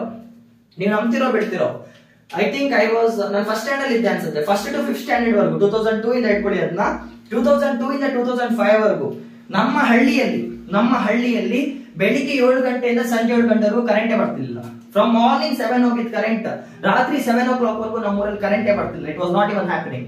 ಬಟ್ ಇವಾಗ ರೀಸೆಂಟ್ ಆಗಿ ನಮ್ಮೂರ್ ನಿಯರ್ ಬೈ ಏನಾಗಿದೆ, ಬಾಬಾ ಅಟಾಮಿಕ್ ರಿಸರ್ಚ್ ಸೆಂಟರ್ ಬಂದಿದೆ. BART ಅಂತ ಕರೀತಾರೆ ಅದನ್ನ. It's a very research institute. ಅದು ಆಕ್ಚುಲಿ ಚಿತ್ರದುರ್ಗ ಚಳ್ಳಕೆರೆಯಿಂದ ಮುಂದೆ ಹೋದಾಗ ನಿಮ್ಗೆ ಸಿಗುತ್ತೆ. ಯಾವಾಗಿಂದ ಅದು ಸ್ಟಾರ್ಟ್ ಆಗಿದೆಯೋ, ಯಾವಾಗಿಂದ ಕನ್ಸ್ಟ್ರಕ್ಷನ್ ಸ್ಟಾರ್ಟ್ ಆಗಿತ್ತು, ಈಗ ನಮ್ಮ ಹಳ್ಳಿಯಲ್ಲಿ 24 hours ಕರೆಂಟ್ ಬರುತ್ತೆ. 24 ಗಂಟೆ ಕರೆಂಟ್ ಇದೆ. ಯಾಕೆ? ಆ ಬಾಬಾ ಅಟಾಮಿಕ್ ರಿಸರ್ಚ್ ಸೆಂಟರ್ ರನ್ ಮಾಡಕ್ಕೆ ಬೇಕು ಅಂತ ಎಲೆಕ್ಟ್ರಿಸಿಟಿ ಕ್ಯಾಂಡಲ್ಸ್ ನ ಏನ್ ಸೆಟ್ ಮಾಡಿದ್ರು, ಆದ್ರೆ ನಮ್ಮ ಹಳ್ಳಿಗೂ ಕೂಡ ಬೆನಿಫಿಟ್ ಆಗ್ತಾನೆ ಇದೆ. ಅಂಡ್ ಇವಾಗ ಈ ಬಾಬಾ ಅಟಾಮಿಕ್ ರಿಸರ್ಚ್ ಸೆಂಟರ್ ಸ್ಥಾಪನೆ ಮಾಡಿದ್ರಿಂದ they had to connect it to recent nearby town connect ಮಾಡ್ಬೇಕಿತ್ತು. ಅದನ್ನ ಚಳ್ಳಕೆರೆ ಡಿಸ್ಟ್ರಿಕ್ಟ್ ತಾಲೂಕು ಕನೆಕ್ಟ್ ಮಾಡಿದ್ದಾರೆ. ಸೊ ಏನಾಗಿದೆ, ಚಳ್ಳಕೆರೆಯಿಂದ ಹಿಡಿದು ಆ fact Bhabha atomic research centre ಬರೋವರೆಗೂ ನಿಮ್ಗೆ 2 ways ಕಾಣುತ್ತೆ. Actually high class roads, super high class roads ಸಖತ್ತಾಗಿದೆ. ಸೊ ಅದರಿಂದ ಏನಾಗುತ್ತೆ, ಸುತ್ತಮುತ್ತ ಇರುವಂತ ಹಳ್ಳಿ ಜನಕ್ಕೆ ಈಗ ಬೇಗ ಸಿಟಿ ಆಕ್ಸೆಸ್ ಸಿಗ್ತಾ ಇದೆ. ಮೊದ್ಲೇನಾಗ್ತಿತ್ತು, ನಮ್ಮ ಹಳ್ಳಿಯಲ್ಲಿ ಇರುವಂತ ಜನ ತಮ್ಮ ಮಕ್ಕಳನ್ನ ಆ ಊರಲ್ಲಿ ಇರುವಂತ ಕೆಲವು ಫ್ರೆಂಡ್ಸ್ ಮನೇಲಿ ಇಡ್ತಾ ಇದ್ರು. That's how it was going. ಇವಾಗ ಏನ್ ಮಾಡ್ತಿದ್ದಾರೆ, ಈ ಸೂಪರ್ ಫೆಸಿಲಿಟಿಯಿಂದ, ಈ ಸೂಪರ್ ರೋಡ್ಸ್ ಗಳಿಂದ ಮಕ್ಕಳು ಆ ಊರಿಂದ ನಮ್ಮ ಊರಿಗೆ ಬರೀ ಅರ್ಧ ಗಂಟೆಯಲ್ಲಿ ಬಿಡ್ತಾ ಇದ್ದಾರೆ. ಹಾಫ್ ಅನ್ ಅವರ್ ರೀಚ್ ಆಗ್ತಾರೆ ಈ ಬಸ್ಸಸ್ ಅಲ್ಲಿ. ಮೊದಲು ಅದೇ ಊರಿಂದ ನಮ್ಮೂರಿಂದ ಊರಿಗೆ ಹೋಗಕ್ಕೆ 1 ಗಂಟೆ 15 ನಿಮಿಷ ಬೇಕಾಗಿತ್ತು. It was taking 1 hour 15 minutes. Bad roads ಇತ್ತು, ಅಷ್ಟು ಬಸ್ಸಸ್ ಓಡಾಡ್ತಿರ್ಲಿಲ್ಲ. ಬಟ್ ಇವಾಗ ಸಕ್ಕ ಡೆವಲಪ್ಮೆಂಟ್ ಆಗಿದೆ. ಅರ್ಧ ಗಂಟೆಯಲ್ಲಿ ಬಿಡ್ತಾರೆ ನಮ್ಮೂರಿಗೆ ಅವರು. ಸೊ ಬೆಳಿಗ್ಗೆ 8 ಗಂಟೆ ಬಿಟ್ಬಿಡ್ತಾರೆ, ಬಸ್ ಬರುತ್ತೆ. 8:15 ಅಲ್ಲಿ ಇರ್ತಾರೆ, ಕ್ಲಾಸ್ ಮುಗಿಸ್ಕೊಳ್ತಾರೆ, ವಾಪಸ್ ಇಲ್ಲಿಗೆ ಬರ್ತಾರೆ. ಅಂಡ್ ನಮ್ಮೂರಲ್ಲಿ ಇದ್ದವ್ರು ಕೂಡ ಮೊದಲು ಅವ್ರಿಗೆ ಹೋಗ್ತಿರ್ಲಿಕ್ಕೆ ಆಗ್ತಿರ್ಲಿಲ್ಲ. ಬಟ್ ಇವಾಗ ಏನ್ ಮಾಡ್ತಿದ್ದಾರೆ, ನಮ್ಮೂರಲ್ಲಿ ಇರುವಂತ ಜನ ಇವಾಗ ಅದೇ ಬಸ್ ನ ಬಳಸ್ಕೊಂಡು ಆ ಊರಿಗೆ ಚಳ್ಳಕೆರೆಗೆ ಹೋಗ್ತಿದ್ದಾರೆ, ಅಲ್ಲಿ ಕೆಲಸ ಮಾಡ್ತಿದ್ದಾರೆ, ಅಲ್ಲಿ ಚಿಕ್ಕ ಚಿಕ್ಕ ಕೆಲಸ ಮಾಡ್ತಿದ್ದಾರೆ, ದುಡ್ಡನ್ನ ಗಳಿಸ್ತಾ ಇದಾರೆ, ವಾಪಸ್ ಸಂಜೆ ನಮ್ಮೂರಿಗೆ ಬರ್ತಾ ಇದಾರೆ. ಅರ್ಥ ಆಗ್ತಿದ್ಯಾ? ಮೊದಲು ಈ ಊರೇನಿದೆ, ನಮ್ಮೂರ್ ಏನಿದೆ, ಆ ಊರ್ ಜೊತೆ ಡಿಸ್ಕನೆಕ್ಟ್ ಆಗಿತ್ತು. ರೋಡ್ ಅಷ್ಟು ಚೆನ್ನಾಗಿರ್ಲಿಲ್ಲ, ಜನಕ್ಕೆ ಹೋಗಕ್ ಇಷ್ಟ ಆಗ್ತಿರ್ಲಿಲ್ಲ. ಬಟ್ ಇವಾಗ ಅಪ್ ಅಂಡ್ ಡೌನ್ ಮಾಡ್ತಾ ಇದ್ದಾರೆ. That's happening. ಬೆಂಗಳೂರಲ್ಲಿ ಕೂಡ ನೀವು ರೆಫರೆನ್ಸ್ ಆಗಿ ತಗೊಂಡ್ರೆ ಟ್ರಾವೆಲ್ ಮಾಡಕ್ 1 ಗಂಟೆ ಆಗುತ್ತೆ. ನಮ್ಮ ಏರಿಯಾದಿಂದ ಬೆಂಗಳೂರು ಇನ್ನೊಂದು ಏರಿಯಾಗೆ ಹೋಗಕ್ಕೆ 1 ಗಂಟೆ ಆಗುತ್ತೆ. ಬಟ್ ಸ್ಟಿಲ್ ಜನ ಹೋಗ್ತಾರೆ. ಯಾಕೆ? ಬಸ್ ಫೆಸಿಲಿಟೀಸ್ ಇದೆ. ಬಸ್ ಫೆಸಿಲಿಟೀಸ್ ನ ಬಳಸ್ಕೊಂಡು ಅವ್ರು ಕೆಲಸ ಮಾಡ್ತಾರೆ, ದುಡ್ಡು ಮಾಡ್ತಾರೆ, ವಾಪಸ್ ಬರ್ತಾರೆ. ಎಂಪ್ಲಾಯ್ಮೆಂಟ್ ಜನರೇಟ್ ಆಗೇ ಆಗತ್ತೆ. ಅರ್ಥ ಆಗ್ತಿದ್ಯಾ? ಯಾವಾಗ ಒಂದು ಡೆವಲಪ್ಮೆಂಟ್ ಆಗತ್ತೋ, ಯಾವಾಗ ಒಂದು ಬೆನಿಫಿಟ್ ಆಗತ್ತೋ, ರೂರಲ್ ಕ್ಲಾಸ್ ಪೀಪಲ್ ಡೆವಲಪ್ ಆಗ್ತಾ ಬರ್ತಾರೆ. ಅಂಡ್ ಇವ್ರ ಹತ್ರ ಯಾವಾಗ ದುಡ್ಡು ಬರುತ್ತೋ, ನೆನ್ಪಿಟ್ಕೊಳ್ಳಿ, ಇವ್ರ ಹತ್ರ ಯಾವಾಗ ದುಡ್ಡು ಬರ್ತಾ ಹೋಗುತ್ತೋ, ಇವರು ತಮ್ಮ ಮಕ್ಕಳು ಕೂಡ ಎಜುಕೇಶನ್ ನ ಪ್ರೊವೈಡ್ ಮಾಡೇ ಮಾಡ್ತಾರೆ. 20-25 years, 20-25 ವರ್ಷ ಡೌನ್ ದ ಲೈನ್ ಇವ್ರ ಮಕ್ಕಳು ವಿದ್ಯಾವಂತರು, ಇವ್ರಿಗೆ ಒಳ್ಳೆ ಕೆಲಸ ಸಿಗತ್ತೆ. ಸೊ ಒಂದು ಕಾಲದಲ್ಲಿ ಬಡವರಾಗಿದ್ದಂತ ಫ್ಯಾಮಿಲಿ ಕೂಡ ಇವಾಗ ರಿಚ್ ಕ್ಲಾಸ್ ಫ್ಯಾಮಿಲಿ ಬದಲಾಗ್ತಾ ಹೋಗುತ್ತೆ. It happens. ನಮ್ ತಂದೆನ ಎಕ್ಸಾಂಪಲ್ ತಗೊಂಡ್ರು ಕೂಡ ಕಟು ಬಡವರ ಟೈಮ್ ಅಲ್ಲಿ. But my father studied well, bank manager ಆದ್ರೆ ಈಗ ನಮ್ಮಪ್ಪ ನನಗೆ, ನನ್ನ ತಮ್ಮನಿಗೆ, ನಮ್ಮ ಫ್ಯಾಮಿಲಿಗೆ, ಊರವ್ರಿಗೆ ಬೆನಿಫಿಟ್ಸ್ ಮಾಡ್ಕೊಡ್ತಿದ್ದಾರೆ. ಬಿಕಾಸ್ ವೆನ್ 1 person ಗ್ರೋಸ್, ಸುತ್ತಮುತ್ತ ಬೆಳೀತಾ ಹೋಗ್ತಾರೆ. It's very natural. ನಮ್ ತಂದೆ ಈಗ ಎಲ್ಲ ನಮ್ಮ ಫ್ಯಾಮಿಲಿ ಫುಲ್ ಫ್ಯಾಮಿಲಿ ಅವ್ರಿಗೆ ಬೆನಿಫಿಟ್ ಮಾಡ್ಕೊಡ್ತಾ ಬರ್ತಿದ್ದಾರೆ. It truly happens. ಮೊದಲು ಅವ್ರಿಗೆ ಓದಕ್ ಕಷ್ಟ ಆಗ್ತಿತ್ತು, ಈಗ 10 ಜನನ ಓದಿಸ್ತಾ ಇದ್ದಾರೆ. ಯಾಕೆ? Because of this concept growth. So ಯಾವಾಗ ಒಂದು ವ್ಯಕ್ತಿನ ನೀವು ಎಜುಕೇಟ್ ಮಾಡ್ತಿರೋ, ಯಾವಾಗ ಅವ್ರಿಗೆ ಒಂದು ಒಳ್ಳೆ ಕೆಲಸನ ರೂಪಿಸ್ಕೊಡ್ತಿರೋ, ಸುತ್ತಮುತ್ತ ಇರುವಂತ ಜನ ಬೆಳೆಯೋದು very very common. It's absolutely common. ನಾನ್ ನಾಳೆ ಸಡನ್ ಆಗಿ ಒಂದು ಸ್ಕೂಲ್ ಓಪನ್ ಮಾಡಿದ್ರೆ, ಮಾಡಕ್ಕಾಗಲ್ಲ, ದುಡ್ಡಿಲ್ಲ ಬಿಡಿ, ಬೈ ಚಾನ್ಸ್ ನಾನು ಸಡನ್ ಆಗಿ ಸ್ಕೂಲ್ ಓಪನ್ ಮಾಡಿದ್ರೆ ಸುತ್ತಮುತ್ತ ಇರುವಂತ ಜನನ ನಾನು ಕೆಲ್ಸಕ್ಕೆ ಇಟ್ಕೊಳ್ತೇನೆ. ನೋಡಪ್ಪ, ನೀನು ಗಾರ್ಡನಿಂಗ್ ನೋಡ್ಕೋ, ನೀನ್ ಕ್ಲೀನ್ ಮಾಡೋದನ್ನ ನೋಡ್ಕೋ, ನೀವು ಬೋರ್ಡ್ ಓಡಿಸೋದ್ ನೋಡ್ಕೊಳ್ಳಿ, ನೀವು ಡಸ್ಟ್ ಹಿಡಿಯೋದನ್ನ ನೋಡ್ಕೊಳ್ಳಿ. ಸುತ್ತಮುತ್ತ ಓದಿರುವಂತ ಜನನ ಕರ್ಕೊ ಬಂದು ನೀವು ಒಂದು ಕೆಲಸ ಆಗಿ ಮಾಡಿ, ಟೀಚರ್ಸ್ ಆಗಿ ಬದಲಾಗಿ ನಮ್ ಸ್ಕೂಲಲ್ಲಿ ಪಾಠ ಮಾಡಿ ಅಂತ ಹೇಳ್ತೇನೆ. ಒಂದ್ ಬಸ್ ನ ತಗೋಬಹುದು, ಆ ಬಸ್ ನ ತಗೊಂಡು ಒಂದು ಡ್ರೈವರ್ ನ ಇಟ್ಟು ನೋಡಪ್ಪ ನಿನ್ ಮಕ್ಕಳನ್ನ ತಗೋಬರ್ಬೇಕಂತ ಹೇಳ್ತೇನೆ. ನಾನು ಎಂಪ್ಲಾಯ್ಮೆಂಟ್ ಜನರೇಟ್ ಮಾಡಿ ಕೊಡ್ತಿದ್ದೇನೆ, ನನ್ನ ಕೆಲಸನ ಜನರೇಟ್ ಮಾಡಿ ಕೊಡ್ತಿದ್ದೇನೆ. That how it works. This is the concept of inclusive growth. It's a very practical thing. But ಭಾರತದಲ್ಲಿ ನಾವು ಅನ್ಕೊಂಡಷ್ಟು ಮಟ್ಟಕ್ಕೆ ಡೆವಲಪ್ಮೆಂಟ್ ಆಗಿಲ್ಲ, ನಾವು ಅನ್ಕೊಂಡಷ್ಟು ಮಟ್ಟಕ್ಕೆ ಜಾಬ್ ಕ್ರಿಯೇಷನ್ ಆಗಿಲ್ಲ. But if you take the example of America, ಒಂದ್ ಟೈಮ್ ಅಲ್ಲಿ ನೀವು ಅಮೆರಿಕನ ರೆಫರೆನ್ಸ್ ಆಗಿ ತಗೊಂಡ್ರೆ it is now a very big thing. ಅವ್ರದ್ದು ಪರ್ ಕ್ಯಾಪಿಟಲ್ ಇನ್ಕಮ್ ಸಖತ್ತಾಗಿದೆ. How it works? ಡೆವಲಪ್ಮೆಂಟ್ ಇಂದಾನೆ ಆಗುತ್ತೆ. ಸೊ ಯಾವಾಗ ಡೆವಲಪ್ಮೆಂಟ್ ಮೇಲೆ ನಾವು ಜಾಸ್ತಿ ದುಡ್ಡು ಹಾಕ್ತೀವೋ ದೇಶ ಉದ್ಧಾರ ಆಗೇ ಆಗುತ್ತೆ. ಇದನ್ನ ನೆನ್ಪಿಟ್ಕೊಳ್ಳಿ. And BJP government, I am not with any government, ಆಯ್ತಾ? ನಾನು ಎಲ್ಲರನ್ನೂ ಬೈತಾನಪ್ಪ. ನೀವೇನಾದ್ರೂ ನನ್ನ ಹಳೆ ವಿಡಿಯೋಸ್ ನೋಡಿದ್ರೆ ನಾನು ಗೂಗಲ್ ಬಿಸಾಕಿದ್ದೇನೆ, ಯಾರನ್ನೂ ಬಿಡಲ್ಲ. But still when you talk about BJP government developments ನಾವು ಸಖತ್ತಾಗಿ ಮಾಡಿದ್ದಾರೆ. ಅಬ್ಸಲ್ಯೂಟ್ಲಿ ಒಪ್ಕೋಬೇಕು ಅದನ್ನ.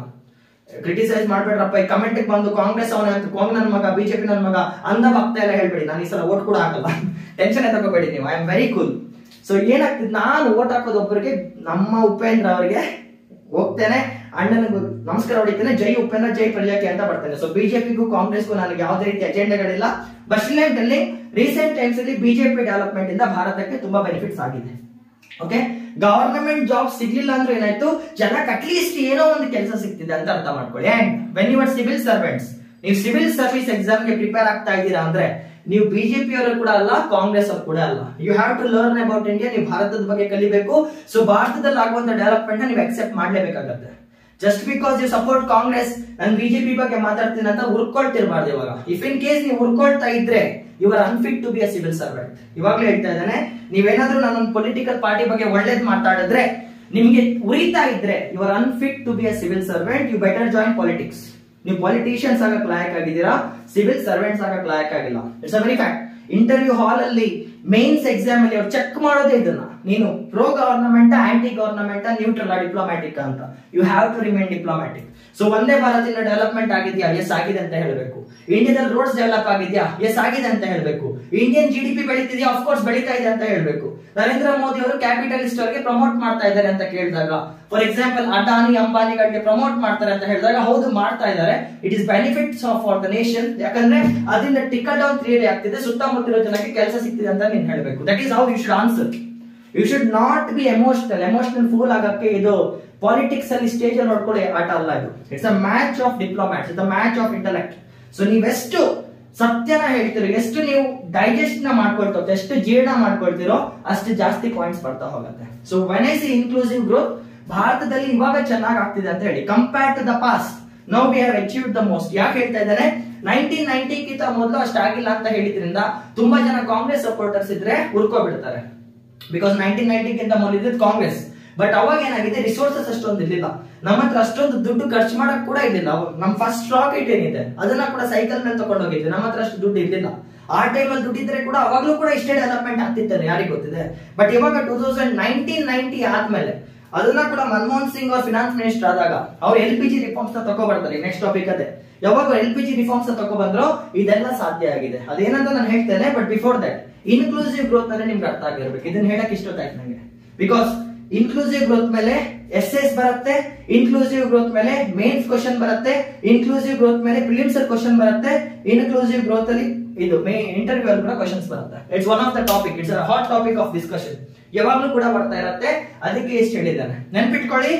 Whenever you are a civil servant R civil servant aspirant, ನೀವು ಯಾವುದೇ ಪೊಲಿಟಿಕಲ್ ಪಾರ್ಟಿ ಬಗ್ಗೆ ಟ್ವಿಸ್ಟ್ ಮಾಡೋ ಹಾಗೆ ಇಲ್ಲ. You are not suppose to do it. ಅದನ್ನ ಮಾಡ್ತಾ ಇದ್ದೀರಾ ಅಂದ್ರೆ ನಿಮ್ಮನ್ನ ರಿಜೆಕ್ಟ್ ಮಾಡೇ ಮಾಡ್ತಾರೆ. So when you are a civil servant, ನಿಮ್ಮ ಎಮೋಷನ್ಸ್ ನ ಮಡಚಿ ಒಳಗಿಟ್ಕೊಳ್ಳಿ. ಹೊರಗೆ ಬಾಯಿಯಿಂದ ಅಥವಾ ಕೈಯಿಂದ ಹೊರಗೆ ಬರಕ್ ಬಿಡ್ಬೇಡಿ. ಪೆನ್ನಲ್ಲೂ ಕಾಣಬಾರ್ದು, ಬಾಯಲ್ಲೂ ಕಾಣಬಾರ್ದು. ನಗನಕ್ಕೊಂಡು ಡಾಡ್ಜ್ ಮಾಡ್ಬೇಕು ಅದನ್ನು. That's how. ಬಿಕಾಸ್ ನೀವು ಯಾವಾಗ ಸಿವಿಲ್ ಸರ್ವೆಂಟ್ ಆಗ್ತಿರೋ ನಿಮ್ ತಲೆ ಮೇಲೆ ಬಿಜೆಪಿ ಗವರ್ನಮೆಂಟ್ ಇರ್ಬೋದು, ಕಾಂಗ್ರೆಸ್ ಗವರ್ನಮೆಂಟ್ ಇರ್ಬೋದು, ಯಾರಿಗೆ ಗೊತ್ತಿದೆ. If you are BJP supporter, ನೀವು ಕಾಂಗ್ರೆಸ್ ಗವರ್ನಮೆಂಟ್ ಮಾಡೋ ಪಾಲಿಸೀಸ್ ನ ಇಂಪ್ಲಿಮೆಂಟ್ ಮಾಡಲ್ಲ ಅಂತ ಹೇಳಕ್ಕಾಗಲ್ಲ. If you are Congress supporter, BJP government ತರೋ ಪಾಲಿಸೀಸ್ ನ ಇಂಪ್ಲಿಮೆಂಟ್ ಮಾಡಲ್ಲ ಅಂದ್ರೆ ಮಾಡಕ್ಕಾಗಲ್ಲ ಅಂತ ಹೇಳಕ್ಕಾಗಲ್ಲ. Why? You are a bureaucrat. ನಿಮ್ ಕೆಲಸ ಏನು? ಗವರ್ನಮೆಂಟ್ ಏನ್ ಹೇಳುತ್ತೋ ಅದನ್ನ ಇಂಪ್ಲಿಮೆಂಟ್ ಮಾಡೋದೇ ನಮ್ ಕೆಲಸ. So being a civil servant, being a civil servant aspirant, ಯಾವಾಗ್ಲೂ ಕೂಡ ಪೊಲಿಟಿಕಲ್ ಪಾರ್ಟೀಸ್ ಬಗ್ಗೆ ಬೆಂಡ್ ಆಗಕ್ ಹೋಗ್ಬೇಡಿ. ಅದು ಬೇಕಾಗಿಲ್ಲ. ಇನ್ ಕೇಸ್ ನೀವು ಬೆಂಡ್ ಆಗ್ಬೇಕಂತ ಇದ್ರೆ ಸಿವಿಲ್ ಸರ್ವಿಸಸ್ ನ ಬಿಟ್ಟು, ಈ ಒಂದು ಆಂಬಿಷನ್ ನ ಬಿಟ್ಟು ಪಾಲಿಟಿಕ್ಸ್ ಸೇರ್ಕೊಳ್ಳಿ. ಹೋಗಿ ಜೈ ಅನ್ನಿ, ಪರವಾಗಿಲ್ಲ. But when you are aspirant ಆಗಿದ್ದಾಗ ಇದೆಲ್ಲ ಬೇಡ, ಈ ಆಟಗಳೆಲ್ಲ ಬೇಡ. ಅರ್ಥ ಆಗ್ತಿದ್ಯಾ? ನಿಮ್ದೆಲ್ಲ ಓಕೆ, ನೀವು IAS ಆಫೀಸರ್ ಆಗ್ಬಿಟ್ರಿ, ಆಮೇಲೆ ಯೋಚನೆ ಮಾಡಿ, ಪರವಾಗಿಲ್ಲ. ಈಗ IAS ಆಫೀಸರ್ ಆಗ್ಬಿಟ್ಟಿದ್ರೆ ಒಂದು ಪೊಲಿಟಿಕಲ್ ಪಾರ್ಟಿ ಕೆಳಗಿರೋಣ, that doesn't matter. Until you become a civil servant, try to be neutral, try to be diplomatic. ಅರ್ಥ ಆಯ್ತಾ? ಸೊ ನಿಮ್ಗೆ ಇನ್ಕ್ಲೂಸಿವ್ ಗ್ರೋತ್ ಅರ್ಥ ಆಯ್ತಾ? ಒಂದು ದೊಡ್ಡ ಬಿಲ್ಡಿಂಗ್ ಬಂದ್ರೆ ಸುತ್ತಮುತ್ತ ಇರುವಂತ ಜನರಿಗೆ ಕೆಲಸ ಸಿಗ್ತಾ ಹೋಗುತ್ತೆ. ಸೊ ಸ್ಲೋಲಿ ಅವ್ರ ಜೀವನ ಬೆಳೀತಾ ಬರುತ್ತೆ, ಸ್ಲೋಲಿ ದೇಶ ಕೂಡ ಬೆಳೀತಾ ಬರುತ್ತೆ. This is the concept of inclusive growth. Okay, next topic ಬಗ್ಗೆ ಮಾತಾಡ್ತೇನೆ. ಅದಕ್ಕಿಂತ ಮೊದಲು let me clear the board. Okay, so ಇವಾಗ 1990s ಬರೋಣ. ನಾವು ಲೆಟ್ಸ್ ಎಂಟರ್. ಇಷ್ಟು ದಿನ ಕಾಯಿಸಿದೆ ನಿಮ್ಮನ್ನ, ಇವಾಗ ಕರ್ಕೊಂಡು ಹೋಗ್ತಿದ್ದೇನೆ. ಸೊ ನಾವ್ ಯಾವಾಗ 1990s ಗೆ ಬಂದ್ವು, 1990ಕ್ಕೆ ಬಂದ್ವು, ನಮ್ಮ ಹತ್ರ BOP ಕ್ರೈಸಿಸ್ ಆಗಕ್ ಶುರುವಾಯಿತು. BOP ಕ್ರೈಸಿಸ್ ಅಂದ್ರೆ ಏನು? ನಮ್ಮ ಹತ್ರ ಇದ್ದಂತ ಫಾರೆಕ್ಸ್ ರಿಸರ್ವ್ ತುಂಬಾ ಕಮ್ಮಿ ಆಗ್ತಾ ಬಂತು. ಸೊ 14 ದಿನಕ್ಕೆ ಸರಿ ಹೋಗುವಷ್ಟು ಫಾರೆಕ್ಸ್ ರಿಸರ್ವ್ಸ್ ಉಳ್ಕೊಂಡಿತ್ತು. 14 ಡೇಸ್ ಆದ್ಮೇಲೆ ಏನಾಗುತ್ತೆ, ನಮ್ಮ ಫಾರೆಕ್ಸ್ ರಿಸರ್ವ್ಸ್, ಡಾಲರ್ಸ್, ಯೂರೋಸ್ ನ ಏನು ಉಳಿಸ್ಕೊಟ್ಟಿದ್ದೇವೆ ಅದೆಲ್ಲ ಖಾಲಿ ಆಗತ್ತೆ. ಸೊ ಇಂಟರ್ನ್ಯಾಷನಲ್ ಟ್ರೇಡ್ ಪರ್ಫಾರ್ಮ್ ಮಾಡಕ್ಕಾಗಲ್ಲ, ಬೇರೆ ದೇಶದಿಂದ ಪೆಟ್ರೋಲ್ ತರ್ಸಕ್ಕಾಗಲ್ಲ, ಟ್ರೇಡ್ ಮಾಡಕ್ಕಾಗಲ್ಲ, completely gone. We were in a situation of financial emergency ಅಂತ ಕರೀತಾರೆ. ಅದೆಲ್ಲ ಮಾಡಿ ಫಿನಾನ್ಷಿಯಲ್ ಕ್ರೈಸಿಸ್ ಅಲ್ಲಿ ಇದ್ವು ಅಂತ ಇಟ್ಕೊಳ್ಳಿ. ಸೊ ಅವಾಗ ಏನಾಯ್ತು, ಆ ಟೈಮ್ ಅಲ್ಲಿ PM ಆಗಿದ್ದು ಪ್ರೈಮ್ ಮಿನಿಸ್ಟರ್ PV ನರಸಿಂಹರಾವ್ ಅವರು, ಆಯ್ತಾ. ಅಂಡ್ ಫೈನಾನ್ಸ್ ಮಿನಿಸ್ಟರ್ ಆಗಿದ್ದು ಮನಮೋಹನ್ ಸಿಂಗ್ ಅವರು. ನೆನ್ಪಿಟ್ಕೊಳ್ಳಿ. ಆ ಟೈಮಲ್ಲಿ ಪ್ರೈಮ್ ಮಿನಿಸ್ಟರ್ ಬಂದ್ಬಿಟ್ಟು PV ನರಸಿಂಹರಾವ್ ಅವರು, ಫಿನಾನ್ಸ್ ಮಿನಿಸ್ಟರ್ ಬಂದ್ಬಿಟ್ಟು ಮನಮೋಹನ್ ಸಿಂಗ್ ಅವರು. ಸೊ ಅವಾಗ ಏನಾಯ್ತು, ಇವರಿಬ್ರು ನಮ್ಮ ಗವರ್ನಮೆಂಟ್ ಏನಿದೆ ಇವ್ರು ಏನ್ ಮಾಡ್ತಾರೆ, ಲೋನ್ ತಕೊಳ್ಳೋಣ ಅಂತ ಅನ್ಕೊಳ್ತಾರೆ. They want to take the loan. ಇವಾಗ ಹೊರಗೆ ಬಿಡ್ಬೇಕಾದ್ರೆ ನಮ್ಗೆ ಇಂಟರ್ನ್ಯಾಷನಲ್ ಅಮೌಂಟ್ ಅಲ್ಲಿ ಲೋನ್ ಬೇಕು, ಅರ್ಥ ಆಯ್ತಾ? ಅಂಡ್ ಆ ತರ ಲೋನ್ ನ ಈ ಪ್ರಪಂಚದಲ್ಲಿ ಒಂದು ಆರ್ಗನೈಸೇಷನ್ ಪ್ರೊವೈಡ್ ಮಾಡಿ ಕೊಡತ್ತೆ. ಸೊ ಏನಾಗುತ್ತೆ, ನಮ್ಮ PM ಏನಿದ್ದಾರೆ, ನಮ್ಮ FM ಏನಿದ್ದಾರೆ, ಅವ್ರು ಹೋಗಿ ಲೋನ್ ಕೇಳ್ತಾರೆ. ಲೋನ್ ಯಾರ ಹತ್ರ ಕೇಳ್ತಿದ್ದಾರೆ, IMF ಅಂಡ್ ವರ್ಲ್ಡ್ ಬ್ಯಾಂಕ್ ಹತ್ರ ಕೇಳ್ತಾರೆ. ಅವ್ರು ಹೋಗಿ ಲೋನ್ ಯಾರ ಹತ್ರ ಕೇಳ್ತಿದ್ದಾರೆ, IMF ಮತ್ತೆ ವರ್ಲ್ಡ್ ಬ್ಯಾಂಕ್ ಹತ್ರ ಹೋಗಿ ಲೋನ್ ಕೇಳ್ತಾರೆ. ಸೊ ನಿಮ್ಗೆ ಇನ್ನು ನಾನು IMF, world bank, international organisations ಬಗ್ಗೆ ಹೇಳಿಲ್ಲ, ಬಟ್ ಒಂದು ಓವರ್ವ್ಯೂ ಕೊಡ್ತೇನೆ. IMF ಅಂದ್ರೆ ಇಂಟರ್ನ್ಯಾಷನಲ್ ಮಾನಿಟರಿ ಫಂಡ್ ಅಂತ, ಇಟ್ಸ್ ಆರ್ಗನೈಸೇಷನ್, ಅದೊಂಥರ ಸಂಸ್ಥೆ, ಇಂಟರ್ನ್ಯಾಷನಲ್ ಮಾನಿಟರಿ ಫಂಡ್ ಅಂತ. ಅಂಡ್ WB ಅಂದ್ರೆ world bank, international monetary fund. IMF full form ಮಾಡ್ತಾ ಇದ್ ಗುರು ನಂಗೆ, ಇಲ್ಲಿ ಬಿಡಿ. IMF ಅಂಡ್ WB ಅಂದ್ರೆ ವರ್ಲ್ಡ್ ಬ್ಯಾಂಕ್, ಫುಲ್ ಫಾರ್ಮ್ ಮಾಡ್ತಾ ಇತ್ತು ನಂಗೆ, ಸಾರಿ. ಕೆಳಗಡೆ ಇಲ್ಲಿ ಬರುತ್ತೆ, ಸ್ವಲ್ಪ ಡಿಸ್ಪ್ಲೇ ಮಾಡ್ತೇನೆ ನೋಡಿ. International monetary fund, yes international monetary fund ಅನ್ಸುತ್ತೆ, ಅಂಡ್ ವರ್ಲ್ಡ್ ಬ್ಯಾಂಕ್. ಸೊ ಇದೆರಡು ಏನ್ ಮಾಡುತ್ತೆ ಅಂದ್ರೆ, ಇವರಿಬ್ರು ಲೋನ್ಸ್ ನ ಕೊಡ್ತಾರೆ. ಯಾವ ದೇಶಕ್ಕೆ ಅವಶ್ಯಕತೆ ಇದೆಯೋ ಅವ್ರಿಗೆ ಇವರು ಲೋನ್ಸ್ ನ ಪ್ರೊವೈಡ್ ಮಾಡಿ ಕೊಡ್ತಾರೆ, ಸಾಲಗಳನ್ನ ಕೊಡ್ತಾರೆ. ಬಟ್ ಕಂಡೀಷನ್ ಏನಂದ್ರೆ, ನೀವು ಇದ್ರಲ್ಲಿ ಮೆಂಬರ್ ಆಗಿರ್ಬೇಕು. ನೀವು ವರ್ಲ್ಡ್ ಬ್ಯಾಂಕ್ ಅಥವಾ IMF ಅಲ್ಲಿ ಮೆಂಬರ್ ಆಗಿದ್ರಿ, ಇಫ್ ಯುರ್ ಅ ಮೆಂಬರ್, ಈ ಸಂಸ್ಥೆಯಲ್ಲಿ ನೀವು ಒಬ್ರು ಸದಸ್ಯರಾಗಿದ್ರೆ ನಿಮ್ಗೆ ಆ ಲೋನ್ ಕೊಡ್ತಾರೆ. And India is a member of this, ಅರ್ಥ ಆಯ್ತಾ? ಭಾರತ ಇದ್ರದ್ದು ಮೆಂಬರ್ ಆಗಿತ್ತು. ಸೊ ಏನಾಯ್ತು, FM ಮತ್ತೆ PM ಅವರು, ಸರ್ ನಮ್ ದೇಶ ಮುಳುಗ್ತಾ ಇದೆ, ಸೊ ನಮ್ಗೆ ನಿಮ್ಮಿಂದ ಲೋನ್ ಅವಶ್ಯಕತೆ ಇದೆ, ಸಾಲದ ಅವಶ್ಯಕತೆ ಇದೆ, ಪ್ಲೀಸ್ ಸಾಲ ಕೊಡಿ ಅಂತ ಹೇಳ್ತಾರೆ. ಅವಾಗ ವರ್ಲ್ಡ್ ಬ್ಯಾಂಕ್ ಮತ್ತೆ IMF ಏನ್ ಮಾಡುತ್ತೆ, ಸಾಲ ಕೊಡ್ತಾರೆ. The give us the loan, V receive the loan. ನಮ್ಗೆ ಆಕ್ಚುಲಿ ಲೋನ್ ಕೊಡ್ತಾರೆ ಅವರು. ಎಷ್ಟು ಕೊಡ್ತಾರೆ ಗೊತ್ತಾ? NCLT ಪ್ರಕಾರ $7 billion ನ ಲೋನ್ ಆಗಿ ಕೊಡ್ತಾರೆ. ಜಸ್ಟ್ ಇಮ್ಯಾಜಿನ್ ಎಷ್ಟು ಕೊಟ್ಟಿದ್ದಾರೆ ಅಂತ. $7 billion ನ ಅವ್ರು ನಮ್ಗೆ ಲೋನ್ ಆಗಿ ಕೊಟ್ಟಿದ್ದಾರೆ. They have given us the loan. It's a round figure. $7 billion ನ ಲೋನ್ ಆಗಿ ಕೊಡ್ತಾರೆ. ಬರೆಯಕ್ ಹೋದ್ರೆ ಸೊನ್ನೆಗಳು ಹಾಕಕ್ ಜಾಗ ಸರಿ ಹೋಗಲ್ಲ, ಅಷ್ಟು ರೂಪೀಸ್ ಕನ್ವರ್ಟ್ ಆಗತ್ತೆ ಇದು. ಬಟ್ IMF ಮತ್ತೆ ವರ್ಲ್ಡ್ ಬ್ಯಾಂಕ್ ಏನಿದೆ, ಅವ್ರ ಲೋನ್ ನ ಸುಮ್ನೆ ಕೊಡಲ್ಲ, ಅವ್ರಿಗೆ ಕಡಿತಿಲ್ಲ. ಜೊತೆಗೆ ಅವ್ರು ಏನಾಗ್ತಾರೆ, ಕಂಡೀಷನ್ಸ್ ನ ಹಾಕ್ತಾರೆ. They give us the conditions. ನೋಡಪ್ಪ, ನಿನಗ್ ಲೋನ್ ಬೇಕಂದ್ರೆ ನಾನ್ ಕೆಲವೊಂದು ಕಂಡೀಷನ್ಸ್ ನ ಹಾಕ್ತೇನೆ, ನಿನ್ನ ಕಂಡೀಷನ್ಸ್ ನ ಒಪ್ಕೋಬೇಕು ಅಂತ. ಅರ್ಥ ಆಗ್ತಿದ್ಯಾ? ನಮ್ಗೆ ಏನಾಗಿದೆ, 1990 ಫಿನಾನ್ಷಿಯಲ್ ಕ್ರೈಸಿಸ್ ಆಗಿದೆ, BOP ಕ್ರೈಸಿಸ್ ಆಗಿದೆ. ಸೊ ನಮ್ಮ ಹತ್ರ ಇಂಟರ್ನ್ಯಾಷನಲ್ ಕರೆನ್ಸಿ ಇಲ್ಲ, ಕಮ್ಮಿ ಆಗ್ತಾ ಬಂದಿದೆ. 14 ದಿನ ಸರಿ ಹೋಗೋಷ್ಟಿದೆ. ಫಾರೆಕ್ಸ್ ಇಸ್ ಡಿಪ್ಲೀಟ್ ಆಗಿದೆ. ಸೊ ನಮ್ಮ ಸರ್ಕಾರ IMF, ಇಂಟರ್ನ್ಯಾಷನಲ್ ಮಾನಿಟರಿ ಫಂಡ್ ಮತ್ತೆ WB, ವರ್ಲ್ಡ್ ಬ್ಯಾಂಕ್ ಹತ್ರ ಹೋಗಿ ಸಾಲ ಕೇಳ್ತಿದ್ದಾರೆ. ಸಾಲ ಕೇಳುವಾಗ ಏನಾಗಿದೆ, ಅವರು ಮೆಂಬರ್ ನೇಷನ್ ಆದವರಿಗೆ ಸಾಲ ಕೊಡ್ತಾರೆ. India is a part of this. So ಅವ್ರು ಏನಂದ್ರು, ನೋಡ್ಗೋರು ನಾನ್ ನಿಂಗೆ ಸಾಲ ಕೊಡ್ತೇನೆ, ನಿಂಗೆ ಎಷ್ಟು ಬೇಕು ತಗೋ, $7 billion according to NCLT number ಇದೆ, ಇಷ್ಟು ದುಡ್ಡ ಕೊಡ್ತೇನೆ. ಜೊತೆಗೆ ನಾನ್ ಕೆಲವೊಂದು ಕಂಡೀಷನ್ಸ್ ನ ಹಾಕ್ತೇನೆ, ನೀನ್ ಆ ಕಂಡೀಷನ್ಸ್ ಗೆ ಒಪ್ಕೊಂಡ್ರೆ ಸಾಲ ಕೊಡ್ತೇನೆ, ಇಲ್ಲ ಮುಳುಗೋಗು ಅಂತ ಹೇಳೋದು. ಬೇಕಿದ್ರೆ ತಗೋ, ಬಿಟ್ರೆ ಬಿಡು ಅಂತ. ಬಟ್ ನಮ್ಮ ಕಂಡೀಷನ್ ಏನಿಟ್ಟು, ವಿ ಆರ್ ಪ್ರಿಟಿ ಗಾನ್, ನಾವು ಆಲ್ರೆಡಿ ಮುಳುಗ್ತಾ ಇದ್ವಿ. ಸೊ ಅದೇ ಹೇಳ್ತಾರಲ್ಲ, ಸಾಯೋರ್ಗೆ ಒಂದು ಚಿಕ್ಕ ಕೋಲ್ ಸಿಕ್ಕಿದ್ರು ಕೂಡ ನೀರಲ್ಲಿ ಹಿಡ್ಕೊಬಿಡ್ತಾರೆ ಅಂತ. ನೀರಲ್ಲಿ ಮುಳುಗ್ಬೇಕಾದ್ರೆ ಒಂದು ಚಿಕ್ಕ ಕಡ್ಡಿ ಬಂದ್ರು ಕೂಡ ಜನ ಹಿಡ್ಕೊಳ್ತಾರಂತೆ ಉಳಿಯಕ್ಕೋಸ್ಕರ. ಅದೇ ತರ ಸಿಚುವೇಶನ್, ಕಂಪ್ಲೀಟ್ ಆಗಿ ಮುಳುಗ್ತಾ ಇದಾವೆ, ಬೇರೆ ಆಪ್ಷನ್ ಇರ್ಲಿಲ್ಲ. So we accepted the conditions. ಅವ್ರು ಹಾಕಿದ ಕಂಡೀಷನ್ಸ್ ನ ಅಕ್ಸೆಪ್ಟ್ ಮಾಡಿದ್ವಿ.